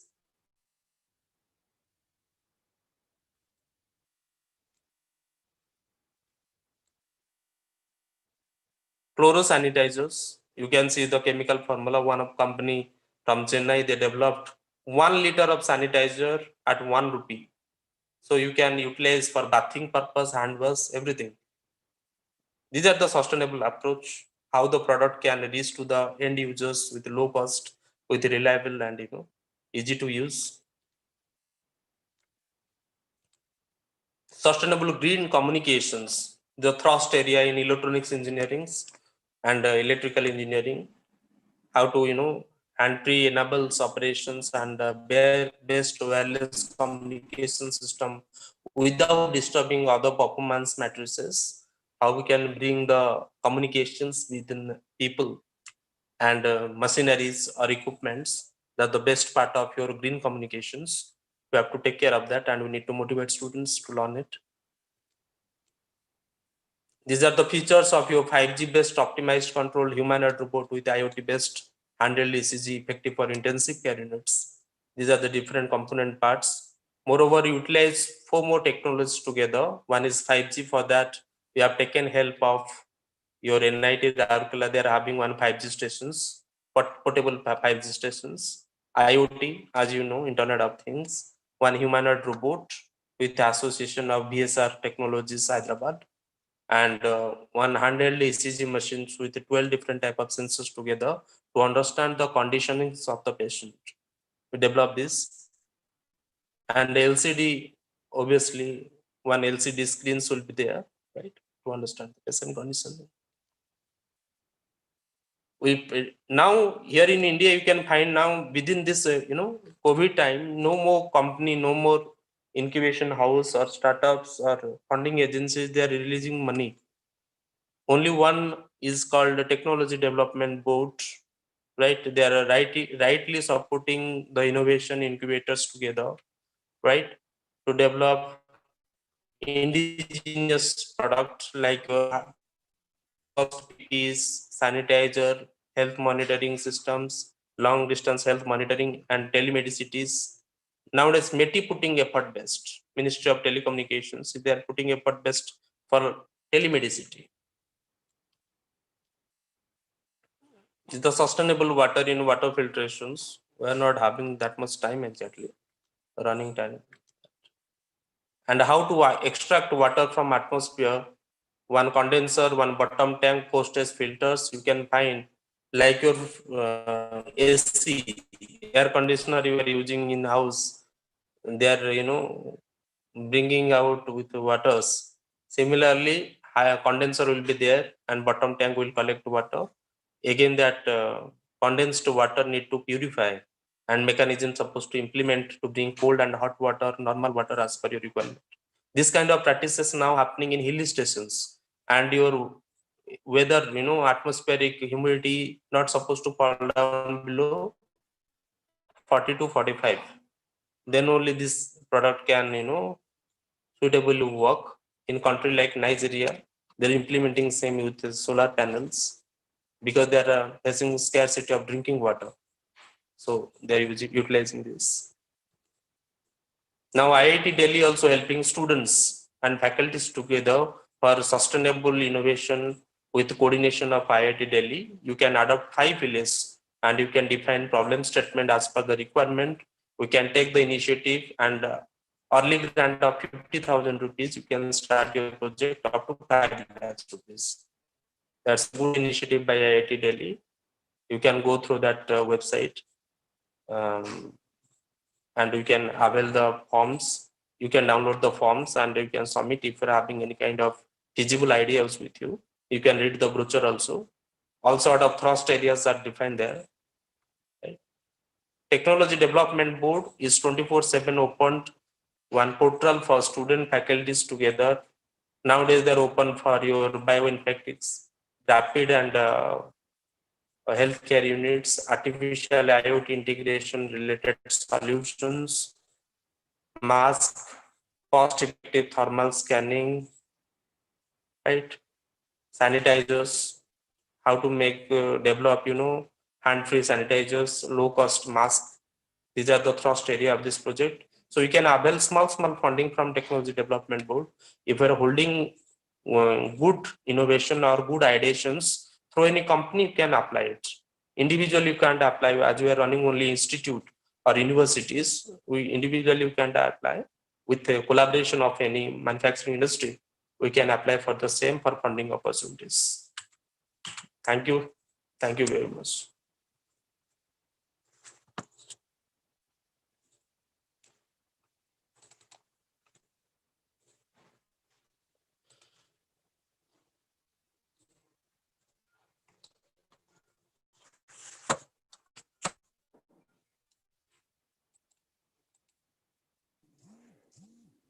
Thank you very much for your very good insights about this patent and all these things about the very much introduction about these thermal matrices, water filtration system, sustainable solar assisted or natural clay cool organic component, wastage, IoT based sustainable. So everything will be very motivating for our participants, and it will be, this information is very useful for our students as well as our faculty members as well as our university also. Thank you very much for all your Thank you, contribution. sir. Thank you very much. Yes. So that is the only one question is that because we have the time problem. So what is the difference between copyright and design patent? That is asked from the one PhD students. What is the difference? Okay, fine. See, under intellectual property, Government of India, 5 feasible authorizations are available for innovator or any new product development or incubation development. If you want to authorize the things, right? 5 different facilities are available. One is your utility patent. It is called innovation patent exactly. Design patent, it's called industrial design. Copyright under Ministry of Trade Promotion Act 1953, right? You can take the trademarks also. A geographical indication with respect to region or surrounding atmospheric and innovations is there. You can go for the geographical indications also. In design patent, what we are doing, suppose you are developing a product. For example, one, what is this called? One key fitted with one small disc jack, right? So what, suppose I need to define its I need to file its design patent. First of all, what will do, I will take its different views: front view, top view, two side view, left side view, right side view, bottom view. Like these 6 views are there to define one orthographic projections. I think all students are aware about it, right? And with one perspective view at some angle, maybe 30 degrees, 60 degree or 45 degree, you take 7 views of the product, and 3 forms we need to submit for design patents. With all forms, first of all, you will keep the front view. Below the front view, you write the purpose of your project, what exactly innovation happened, and what is the novelty checkup. Briefly, within 5 to 10 lines, you have to write it. Name of the project and purpose of this project, right? After that, we place all the views one by one, and mention there. That's the left view, this is the right view, this is the bottom view, this is the perspective view. Like this, with 7 sort of views, you need to submit form number 1, right? And one declaration you need to give from the attorney and applicant side, right? We need to submit into IP design. not IP India. IP India for innovation patent or utility patent. IP design, we need to submit for the design patents. It will take hardly 7 days time or 15 days time to publish it. You can, by putting your registration number, you can see your application status. After 1.5 months or 2 months, sometime due to COVID nowadays, they are taking 2.5 months time for first examination report. If there are any objection and queries, you just submit with application to the registrar, IP Design, Government of India, with your innovations name and put signature, initials of all the applicant together and submit it. The design patent credit for 20 APA. The copyright is theoretical based, graphical based, you can take the design patent for any innovations. Theoretical based, you need to define its working principle, its how it is working with a illustrated diagram not required, how you can marketize the product and your novelty and your prior art of reports, right? And social impactness of your project. One form need to submit, and you can go through. If you can show you, then you can understand. Sir, can you give me 2 minutes time, sir? Sir, we are just out of run time. Fine. Copyright means you take the ownership. Okay. Both are feasible. Both are having equal importance. But in copyright takes minimum 4 to 5 months to get the grant certificate. Design patent, it will take hardly 8 months to 12 months time. Thank you very much. Any more questions, sir? No, thank you very much, sir. Okay, welcome. Now, welcome our next presenter, Mr. Mohammad Galal Mohammed. He is the faculty from the Qatar Ministry of Education and Higher Education. He is MI expert and master trainer and Minecraft Global Mentor. And he was also Global Teacher Award winner 2019 and Teacher of the Year Qatar 2019. And he was also global speaker in the Digital Gateway Online Summits at EdTech for Future.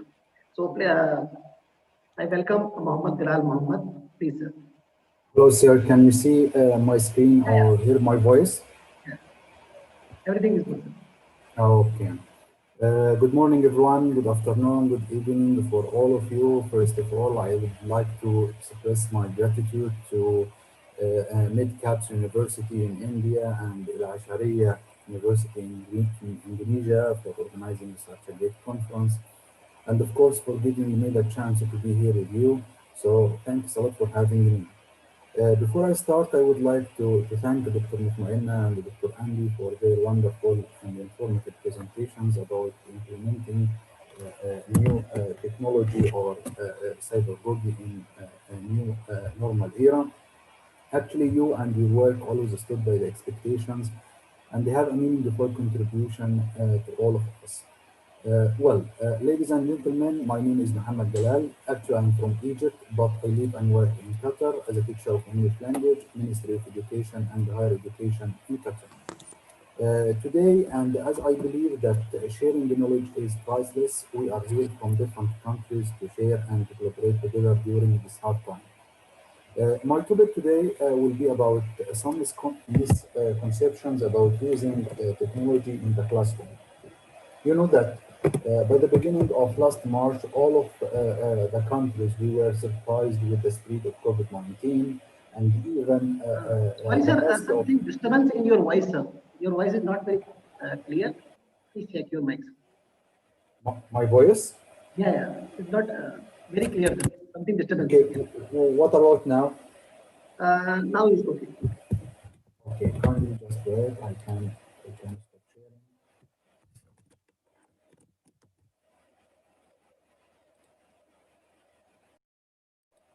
Hello, can you hear me now?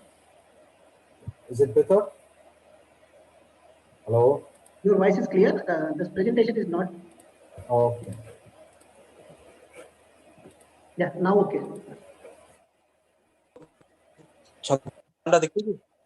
Okay.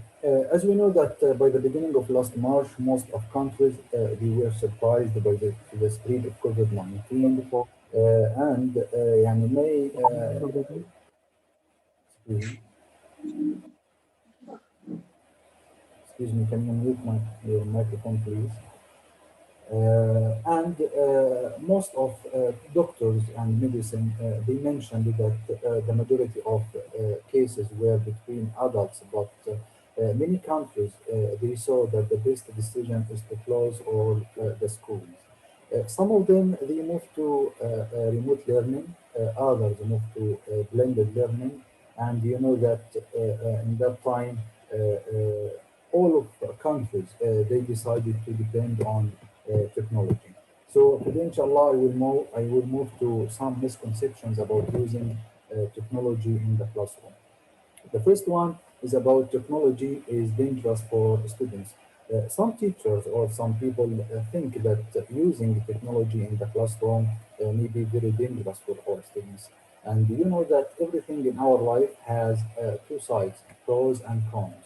So nothing is perfect, but you know, to make our technology tools to be more effective in our classrooms, we need to choose or to develop some skills, some tools that can be used in order to achieve our goals in the classroom. And we have to teach our students how to use this kind of technology. So not only just our students, but I think also the administrations or Ministry of Education in different countries, they have to provide some training sessions to teachers in order to to know how they can make use of technology. Well, here we have some recommendations about this point. Before asking our students to start using technology inside or maybe outside the classroom, we should train them about how to use this kind of technology. Like Dr. Mutmainna said, we have to ask them about the kind of technology that they find it's easy to use. We have to use the technological tool that fit our students and achieve our goal. Not only students, but also teachers, administrators should train teachers to mentor students as they work on the internet, and they give them some tools to easily supervise their technological use. Here I want to we must highlight and make sure that we teach our students about cyber safety and security, and by that we aim to increase awareness on some issues that related to our community and to the whole world. If you think that technology that can solve all the problems you and your students have, I think it's a big myth. Technology is just a tool. If we implement or use technology in our classroom, it doesn't mean that we are going to solve all the problems we have in the classroom. But you know that this will help us more to choose or to achieve some our goals, and at the same time we can solve some of the problems we have. But technology is not just like a magic that you can use in order to do everything in your classroom. But while we know and we learn how to use the technology, it's not about the technology itself. It's always about the way we use technology in our classroom. So, in this point, I want to say that while technology can be wonderful, beneficial to our students and teachers, it would be unrealistic to consider it's an independent solution for students to develop. Well, when planning a lesson, you have to add a technological component. Not only you think it will be useful and help you in achieving your objectives in the classroom, but also you have to think about your students' needs. Like Dr. Mutmainna and Dr. Andy, they shared with us that it's very important to ask our students before deciding to choose or to use before using a specific tool in our classroom. So, You have, for example, if you are going to teach about some specific place in your country, so I think it's better to organize a visit to that place so that they can learn more about the place, explore and discover more information instead of reading or using any technological tool. But if you are planning to teach your students about a specific place outside your country, maybe in Europe or in America, so I think instead of saying or giving them more information, you can invite some of teachers and with his or her students from that country, maybe via Skype or Microsoft Teams or Zoom, and you can have a discussion about that place. So here it's about the way you use your technology, the reason you are going to use that kind of technology. Well, and always remember that technology will never replace great teachers. It's just like a tool. And of course, this kind of technology in the hands of great teachers is a big transformation. Thirdly, it's about technology. Some people say that technology cannot achieve a meaningful learning. No, well, if you are thinking that technology distracts students preventing meaningful learning, you have just have a look at the data that many countries they got after using the technology or implementing the technology in the classroom. While some technology can distract the students, teacher here can take the advantage of using or selecting some fun educational tools that I think it's available to all of us online, and most of them are free. Well, by combining entertainment with learning, students can become more engaged and often feel they are more engaged and they are motivated in the classroom. Here, you know that here in Qatar before COVID-19, this was our life here in Qatar before COVID-19. As you know, we were having a normal life. We go to the school 5 days every week. We enjoy teaching using modern strategies and the latest tools of technology. And by the way, Qatar is ranked in the fourth position in education quality in the world and the first one in the Middle East.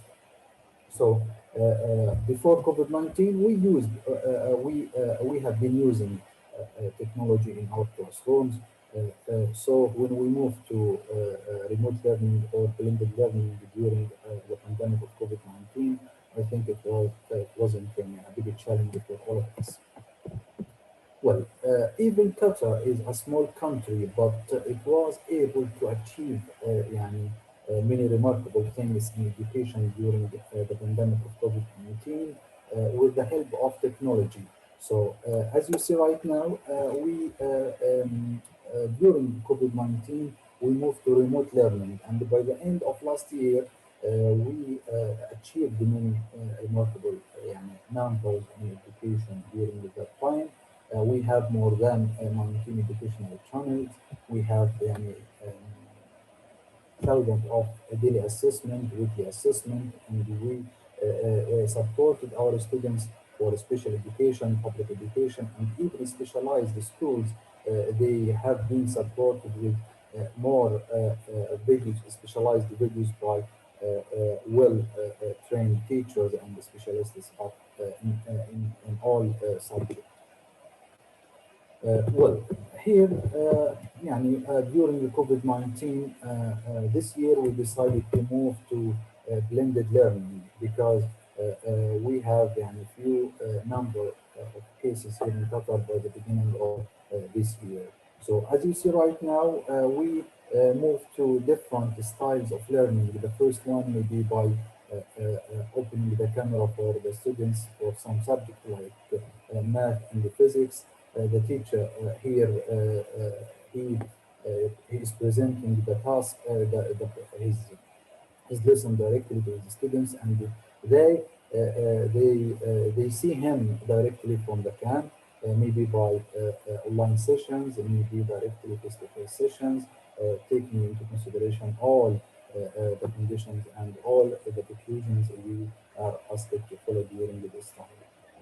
Well, here, technology creates opportunities to move outside the classroom and into the world of experience things that students would never experience in a traditional classroom. So we have to think more about using the technology, but in the way our students need and in a way that achieve our goals in the classroom. Well, moving to one of the most important reasons of using technology in the classroom, it's about motivating our students. Some of people and maybe teachers or parents think that educational gaming doesn't improve the students' achievement. And here we can say that in teaching learning process, we can say that motivation uh, uh, is considered to be one of the most essential elements or component of teaching learning process. We have to think of new modern teaching strategies and methods that couldn't help only making the students engaged and more involved in the lesson, but also choosing tools that make them enjoying while they are learning. Motivation is one of the neglected parts of English language teaching. So here, the concept of gamification of learning is an educational approach that we can use in order to motivate our students to learn by using maybe like video games or implementing any other game in our classroom. Well, in another way, we can say that the process of transforming the process of, let me say, theming your classroom or using gamification in classroom, it means transforming a typical academic component into gaming themes. And here we refer by referring to everything in your classroom with gaming terms.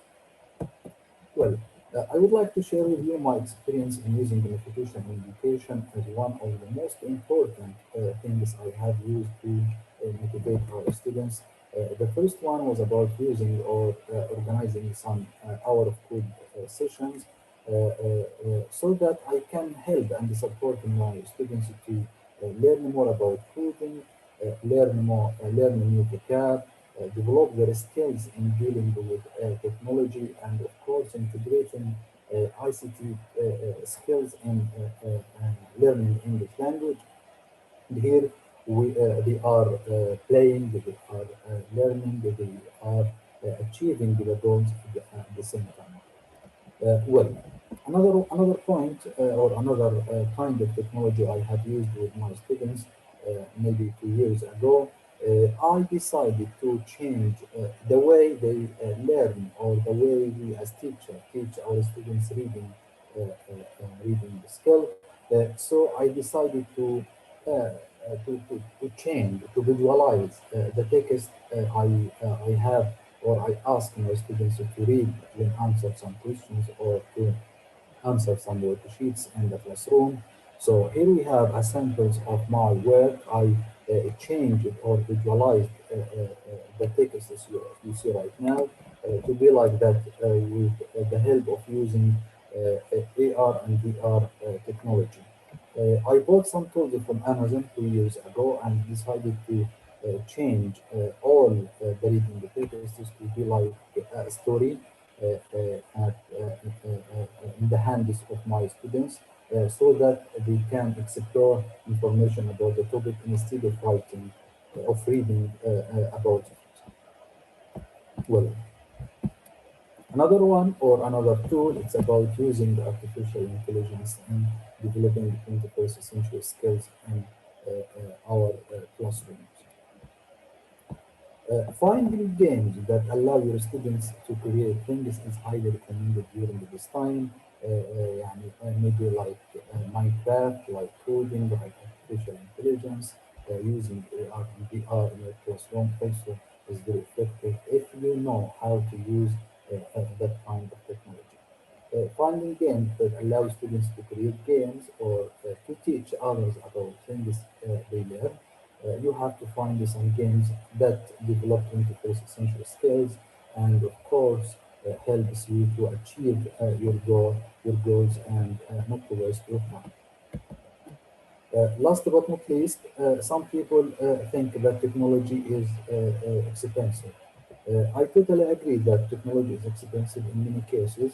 If you need something like a projector, tablets, laptops, or even in other devices for teachers or students, you have to pay a large number of money. But pay attention that when you invest or pay a large number of money in education, or in any technological tool. This will help you more and save your time. And of course, by the end of using this kind of technology, it will save time and efforts of your teacher and your students. Well, about our experience here in Qatar for students by the beginning of COVID-19 and for students who didn't have maybe like tablets or access to e-learning, the Ministry of Education, through its cooperation with the telecommunications networks here in Qatar, has provided computers, tablets, laptops, and even hundreds of internet devices for our students who needed them to or for self or for home-based learning during COVID-19.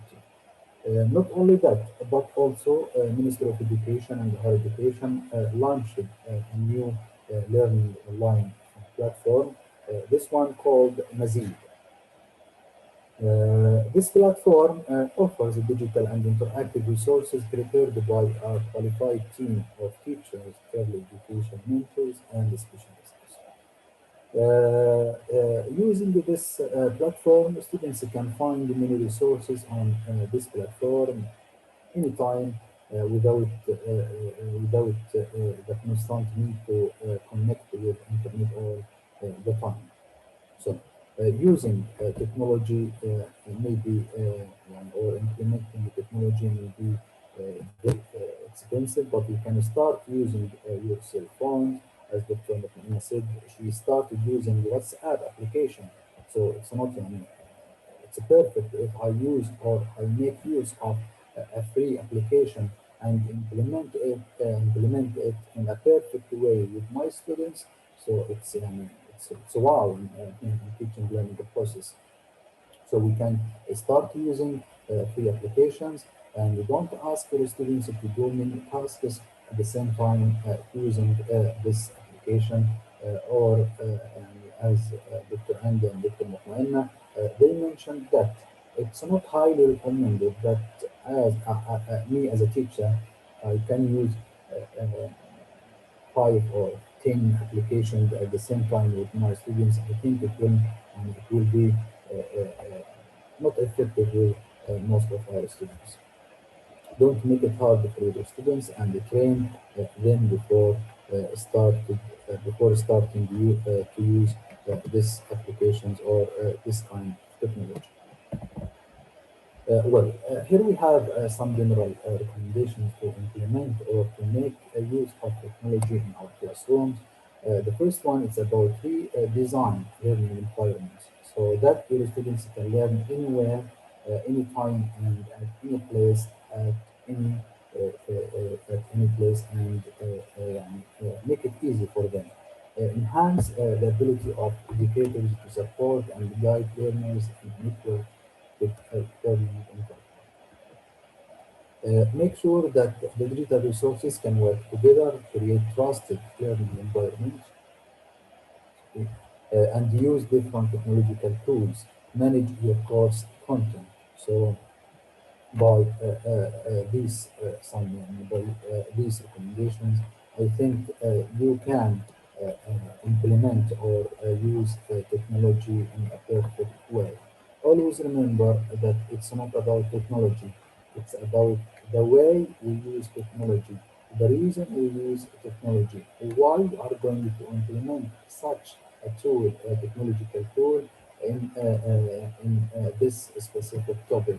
So we have to make sure that we are using the best tool or the perfect tool that helps us to achieve our goals. And always remember, you as a teacher, the amount of your contribution to the student's life is something that cannot be explained in words. But you know that we have to change. We have to to improve our skills as teachers in dealing with technology according to what's happening around us. So if we want to transform or to change our students to be digital students, we have also to be digital teacher. And finally, if we want to develop 21st century skills, we have to start using 21st century techniques. Finally, thanks a lot for having me today and giving me this wonderful opportunity to share with you my experience. And thank you for your time and consideration. And ready to answer the question or for any point you want to explain. Thank you very much.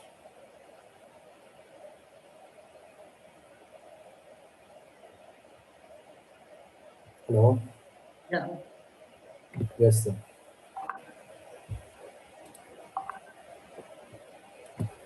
Thank you very much, sir, for your good insights about that. That is the 10 myths about the using technology in the classroom, and that is a very good initiative about the technology uses in classroom, because nowadays that is a problem for all over the world, that we are shifting from the offline classes to the online classes. That is one question I got from the chat box, that how much you think that this online is effective in comparison of offline classes. Does participants want to ask that how much the online classes are effective, rather than it is beneficial from the offline classes, or that is equal in the terms of benefit? Actually, this is a good question, but to be honest, and from my experience, nothing can be better than the teacher in the classroom teaching his students directly face to face.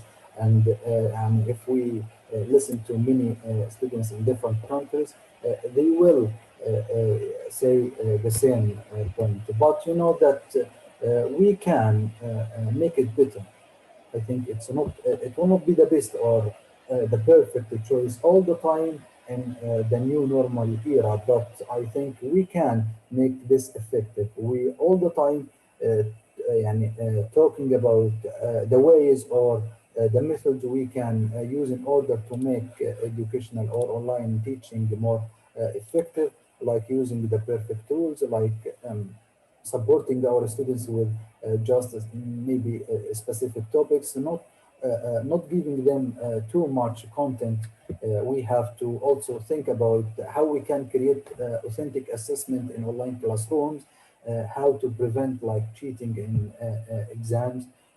I think it's a more complicated, not just like from one day we can achieve high professional of or effective online classrooms. It takes time, and it takes a great effort from teachers or any administration or any organization to achieve like something like that. Okay, thank you very much, sir.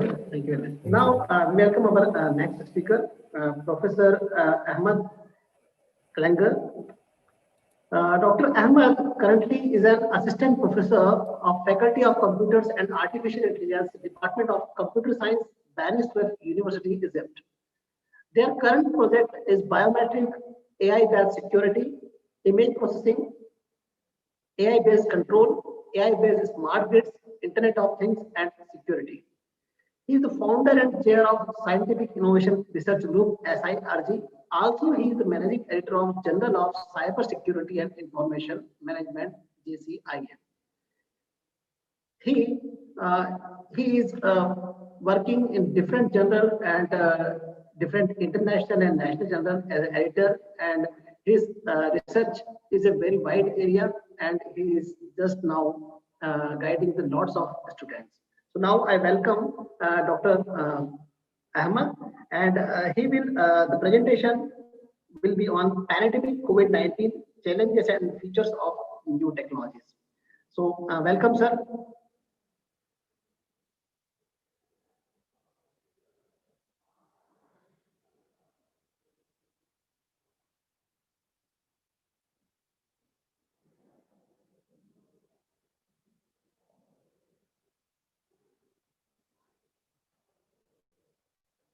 Yeah, Ahmed, sir.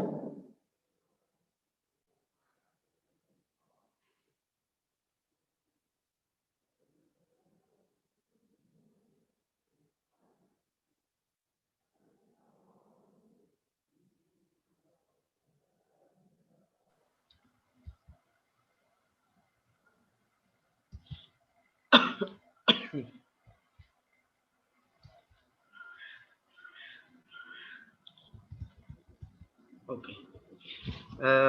Good morning, ladies and gentlemen. It's my really pleasure to be with all of you now. So, first of all, I'd like to thank my dear friend Dr. Mutmainna and Dr.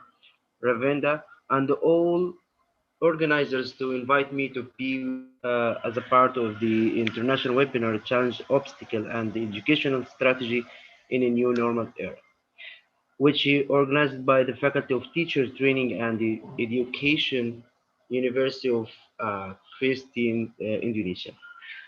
Second of all, I'd like to ask all of you to take care of yourself and be safe from COVID-19 during this pandemic period of time.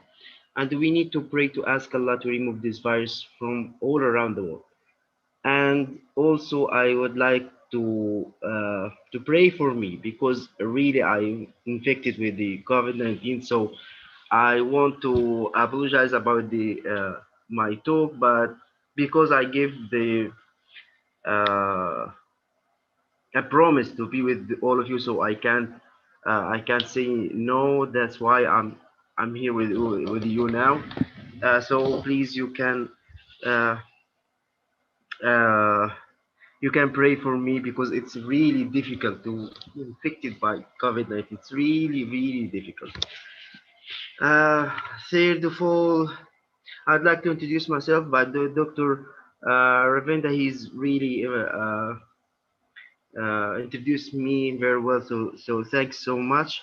So now let's start to present to present my presentation. So I'd like to take this opportunity to talk about the COVID-19 challenges and the future of new technologies.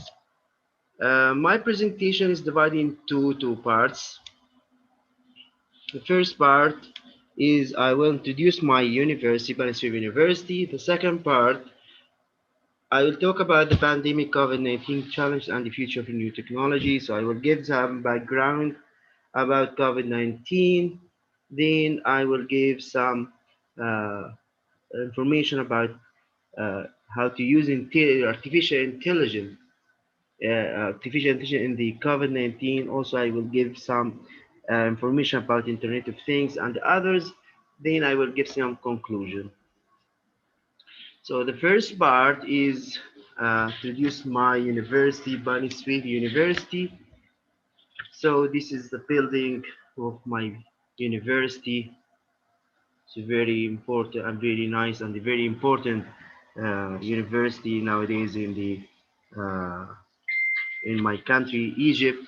So uh, if you can see here, this is a map, and you can, if you come to Egypt, so you will uh, ask about the Bani Sweif University. So it's you can find here my Bani Sweif University in the heart, my heart. Now, if you come to Bani Sweif City, you can ask about how can I go to the Bani Sweif University. So when you come to Bani Sweif University, you will be happy to be there in Bani Sweif University. So welcome to Bani Sweif University. I want to give some information about Bani Sweif University. So as you know, the Bani Sweif University is a branch from the Cairo University established in Bani Suef City in 1981.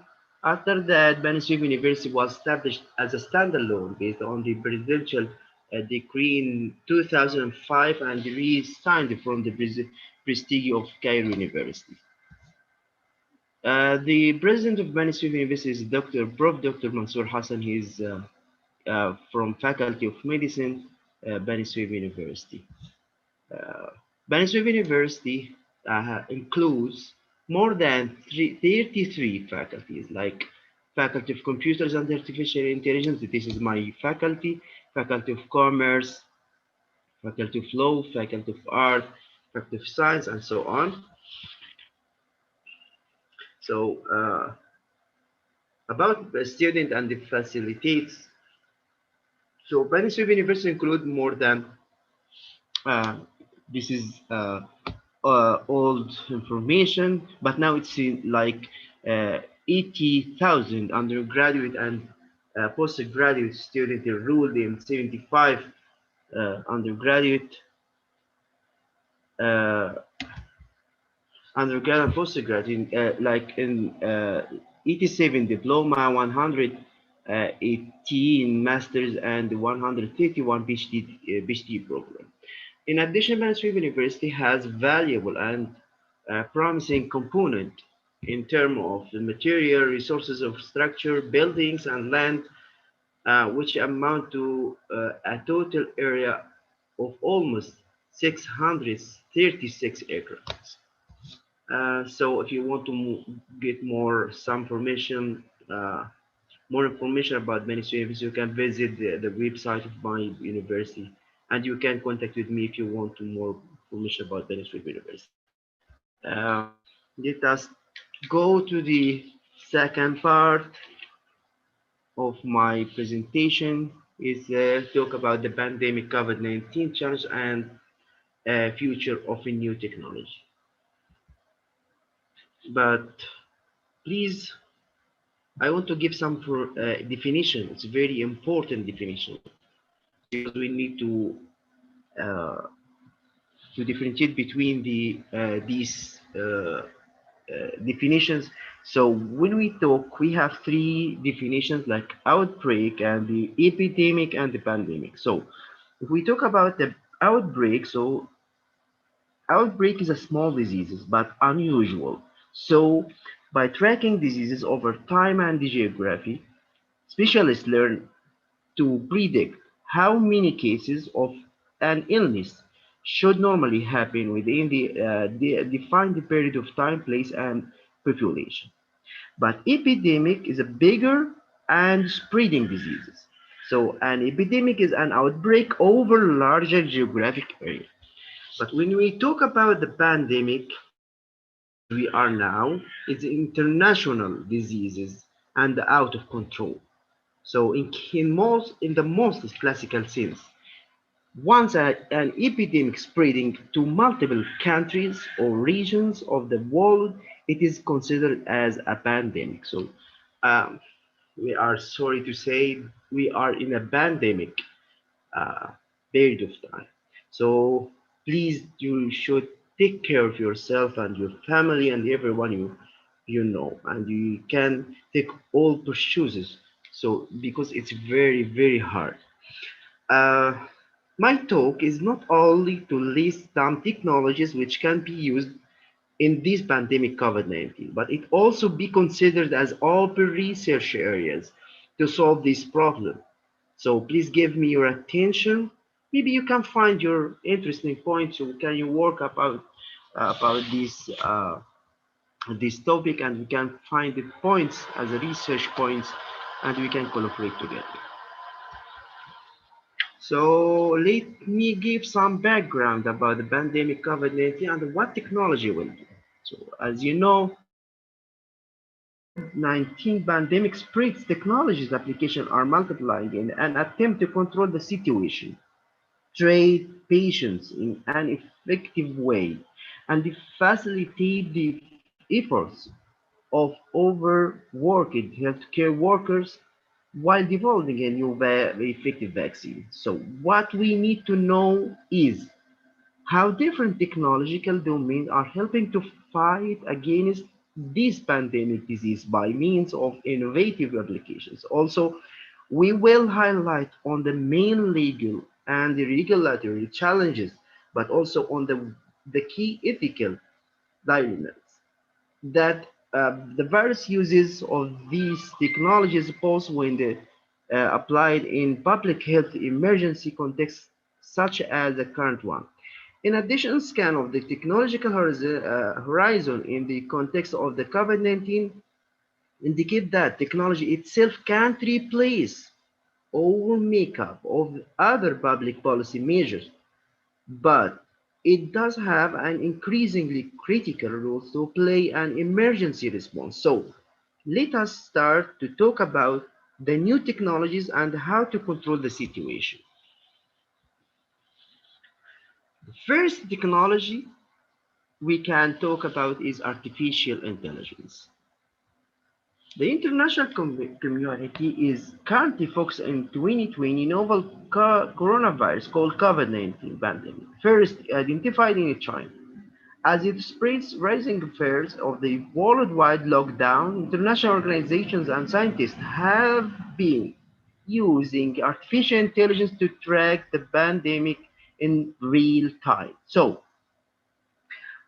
as to be able to predict where the virus might appear next and develop an effective response, you can imagine that warnings about the novel coronavirus spreading about China were raised by AI systems before official information about the epidemic was released by international organizations.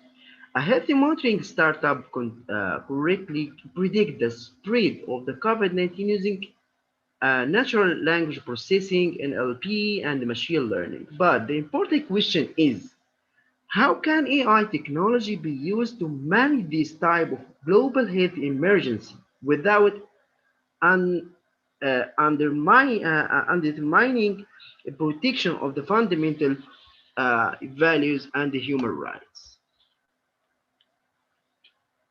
So, to answer this question, let us talk about potential impact and development of AI. In case of COVID-19, AI has been used mainly to help detect whether people have novel coronavirus through the detection of visual signs of COVID-19 on images from computerized tomography, lung scan, to monitor in real time changes in body temperature through the use of wearable sensors, and to provide an open source data platform to track the spread of diseases. So AI can process a vast amount of unstructured text data to predict the number of potential new cases by area and which type of the population will be the most at risk. In addition, AI application can deliver medical supplies by drone, disinfect patient room, and scan approved during databases for medicines that might also work against COVID-19.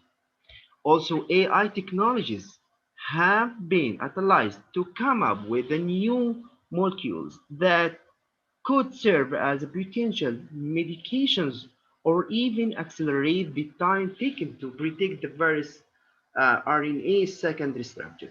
Moreover, certain AI application can also detect fake news about diseases by applying machine learning techniques for mining social media information, tracking down words that are sensational or alarming, and identifying which online sources are deemed authoritative for fighting infodemic.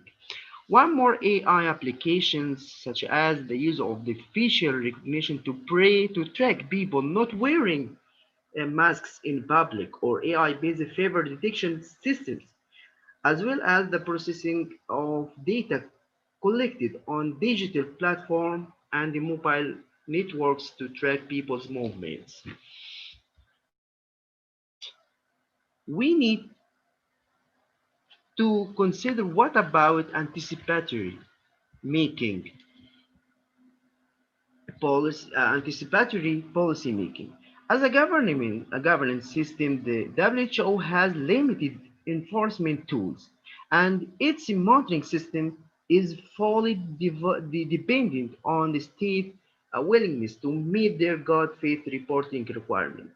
However, AI technology have the potential to challenge the state monopoly of information control and the WHO's right to receive reports from non-state resources, particularly if and when those reports contradict reports provided by the state.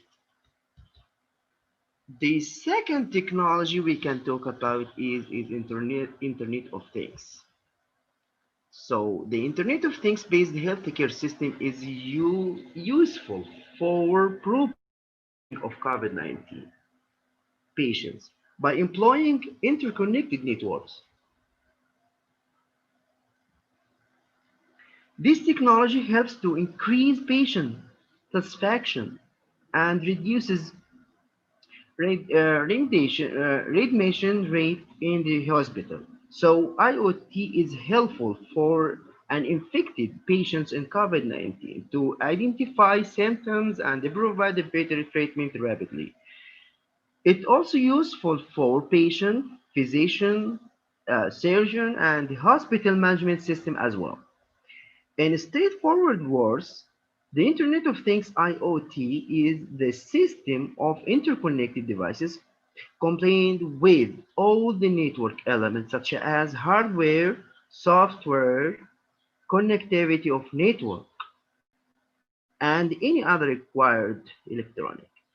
Mean that ultimately make them responsive by supporting in data collect. Now let us talk about or give some background about the IoT vision and architecture. So when we talk about the vision of IoT, so IoT is becoming one of the hottest research topic nowadays. IoT application will affect many aspects of people's lives, bringing about many convenience. So there are three main visions of IoT based on the things, internet, and semantic perspective. So the things vision, this vision provides a perspective that all of real physical objects can have the sensors attached to get the real-time information from them. This vision provides the base of uh, integration of all things to collaborate together. But when we talk about the internet vision, this vision provides the perspective that all devices can connected through internet and can be described as a smart objects. This can be accomplished by using unique IP for each connected device, as you can see in this figure. Also, when we talk about the semantic vision, this vision provides the perspective that all of the data collected from the various sensors need to be analyzed for meaningful interpretation. This vision provides the base for semantic integration through the use of semantic middleware. Now, let us talk about the IoT architecture. As you know, we don't have till now the standard architecture of the IoT. So when we're implementing IoT requires an open architecture based on several layers. Some researchers using the 3 layers, some using 4 layers, some using 5 layers. So we need to talk about the standard. It's not standard, but this is less architecture of layers. So IoT architecture can be primarily divided into 3 layers. So perception layer such as RFID, GPS, and so on. Network layer, as you can see in this figure, is such as a Wi-Fi, Bluetooth, and so on. And the application layer such as a co-app and QTT. All these layers have some protocols and devices so you can work upon these layers it's really still needs more work, and you have time to work upon these layers, and you can put your information, you can put your contribution to get a standard of the IoT architecture.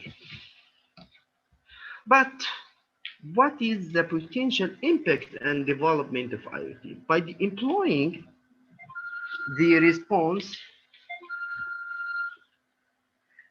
by employing the the proposed of IoT tactic in the COVID-19 pandemic, the effective tracing of the patients as well as the suspicious cases can be completely assured. But what is the significant application of IoT for the COVID-19 pandemic? IoT uses a large number of interconnected devices to create a smart network for the proper health management system. It alerts and tracks any types of diseases to improve the safety of the patients. It digitally captures the data and the information of the patient without any human interaction. This data is also helpful for appropriate decision-making process. So let us discuss briefly the major applications of IoT for COVID-19 pandemic. The transparent of COVID-19 treatment, the patients can use the benefits of offered without any favors. The second one is a wireless healthcare network to identify COVID-19 patients. So various authentic application can be installed into smartphones, which can make the identification procedures smoother and more fruitful. The third one, rapid COVID-19 screening, as the case arrived, found at the first uh, instance, the proper diagnosis will be attempted through smart connected treatment devices. This ultimately makes the overall screening process more superior. The last one, connected and all medical tool and the devices through the internet. During COVID-19 treatment, IoT connected all medical tools and uh, devices through the internet, which convey the real-time information during treatment. But we need to consider, what about the anticipatory policy making? The primary point of the concern while employing the Internet of Things in the present pandemic situation, COVID-19, is about security and the privacy of data received. So as you can see in this figure, so which is a unique and imperative from patient health point of view. So the second thing is about the care of taking while integrating the data network among devices involved and the protocols.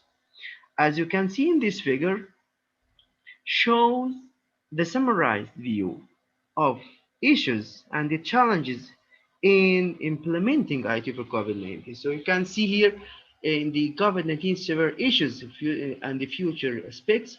So it's divided into two branches: safety, security, and the privacy of data. And we can work upon the challenges in network integration. So if we choose to work upon the safety and security privacy of data, we can talk about the or can work about the misuse of patients' data, and we can work about cybercrime cases. Is very important because we talk uh,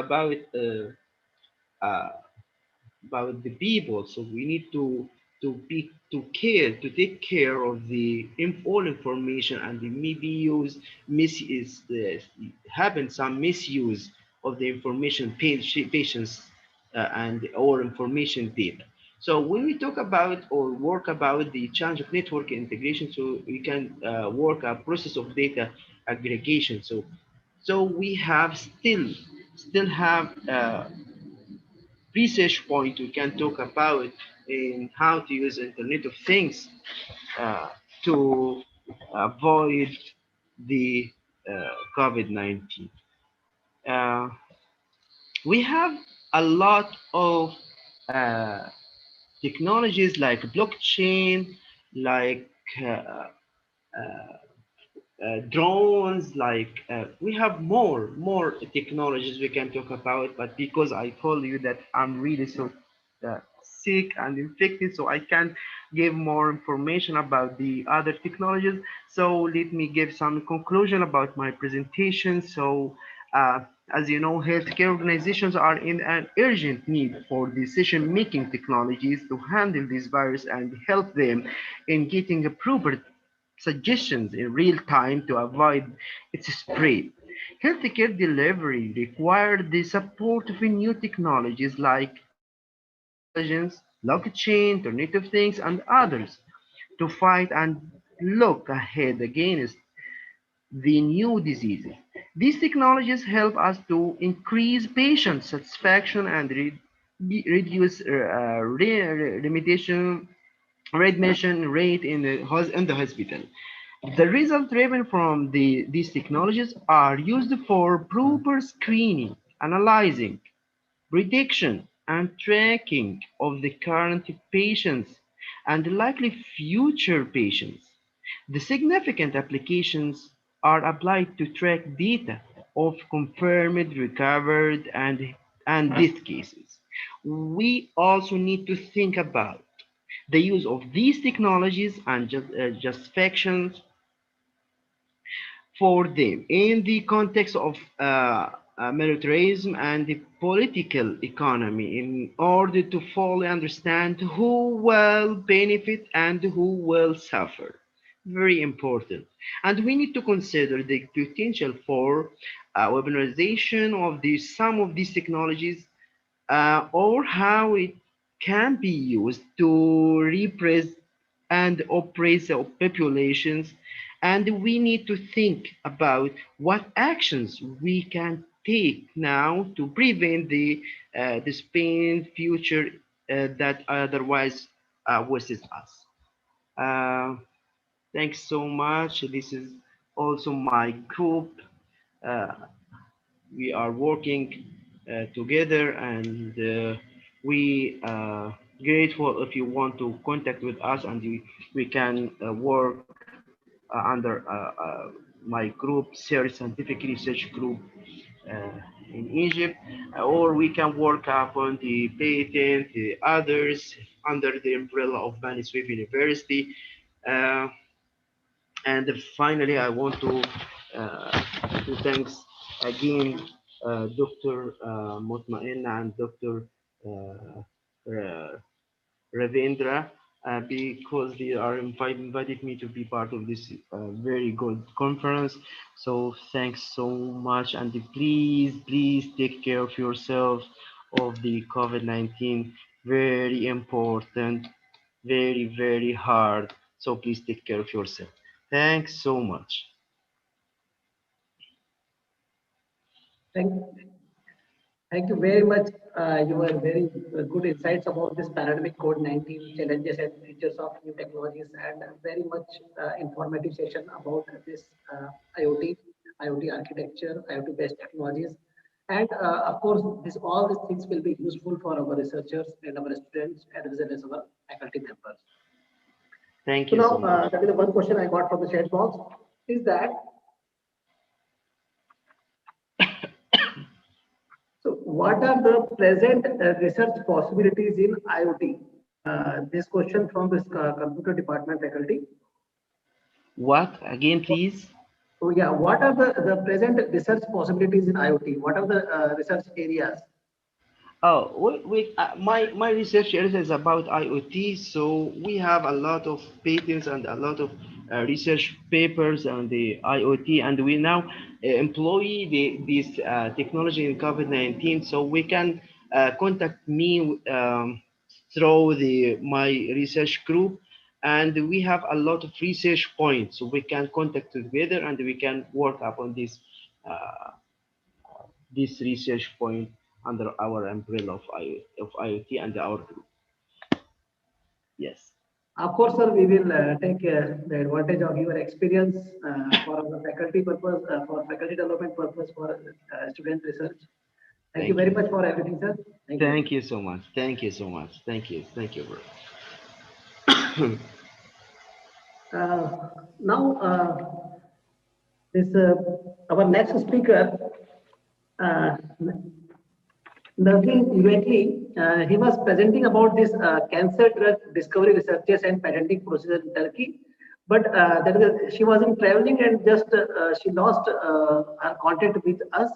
So on the behalf of Nazlin Uregli, I am apologized from the participants. She is not now not able to just present his presentation. So I am really sorry for that. Now, finally we come to the end of the presentation.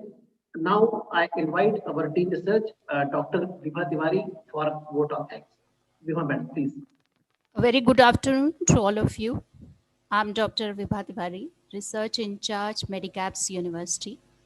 I would like to extend my sincere thanks to the management of Medicaps University, Indore, India, and Al Asyariya Mandar University, Indonesia, for their support and cooperation in organizing this international webinar on research and intellectual property rights.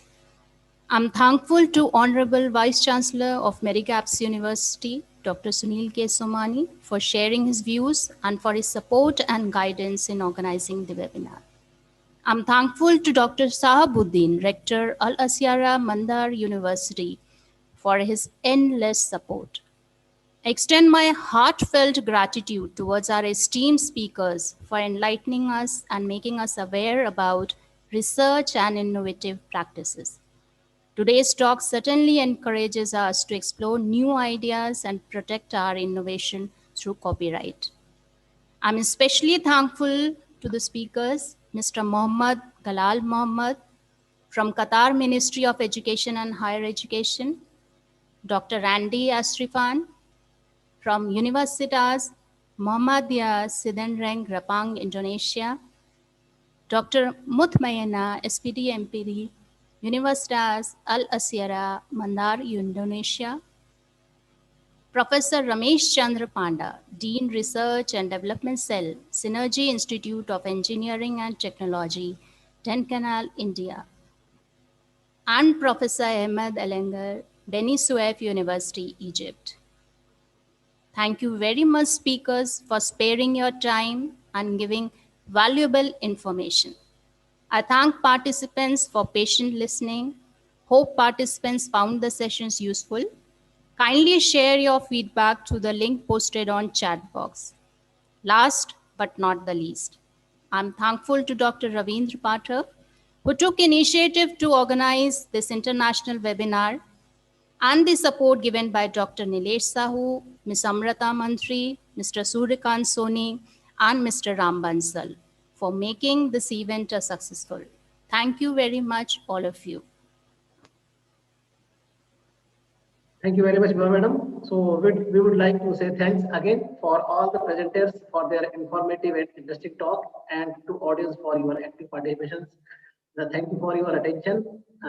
So this is the end of our webinar, and the feedback link already circulated in the chat box. So please just fill this feedback link, and maybe within 1 or 2 days you will get your certificates on your mail. Thank you very much, everybody. Thank you.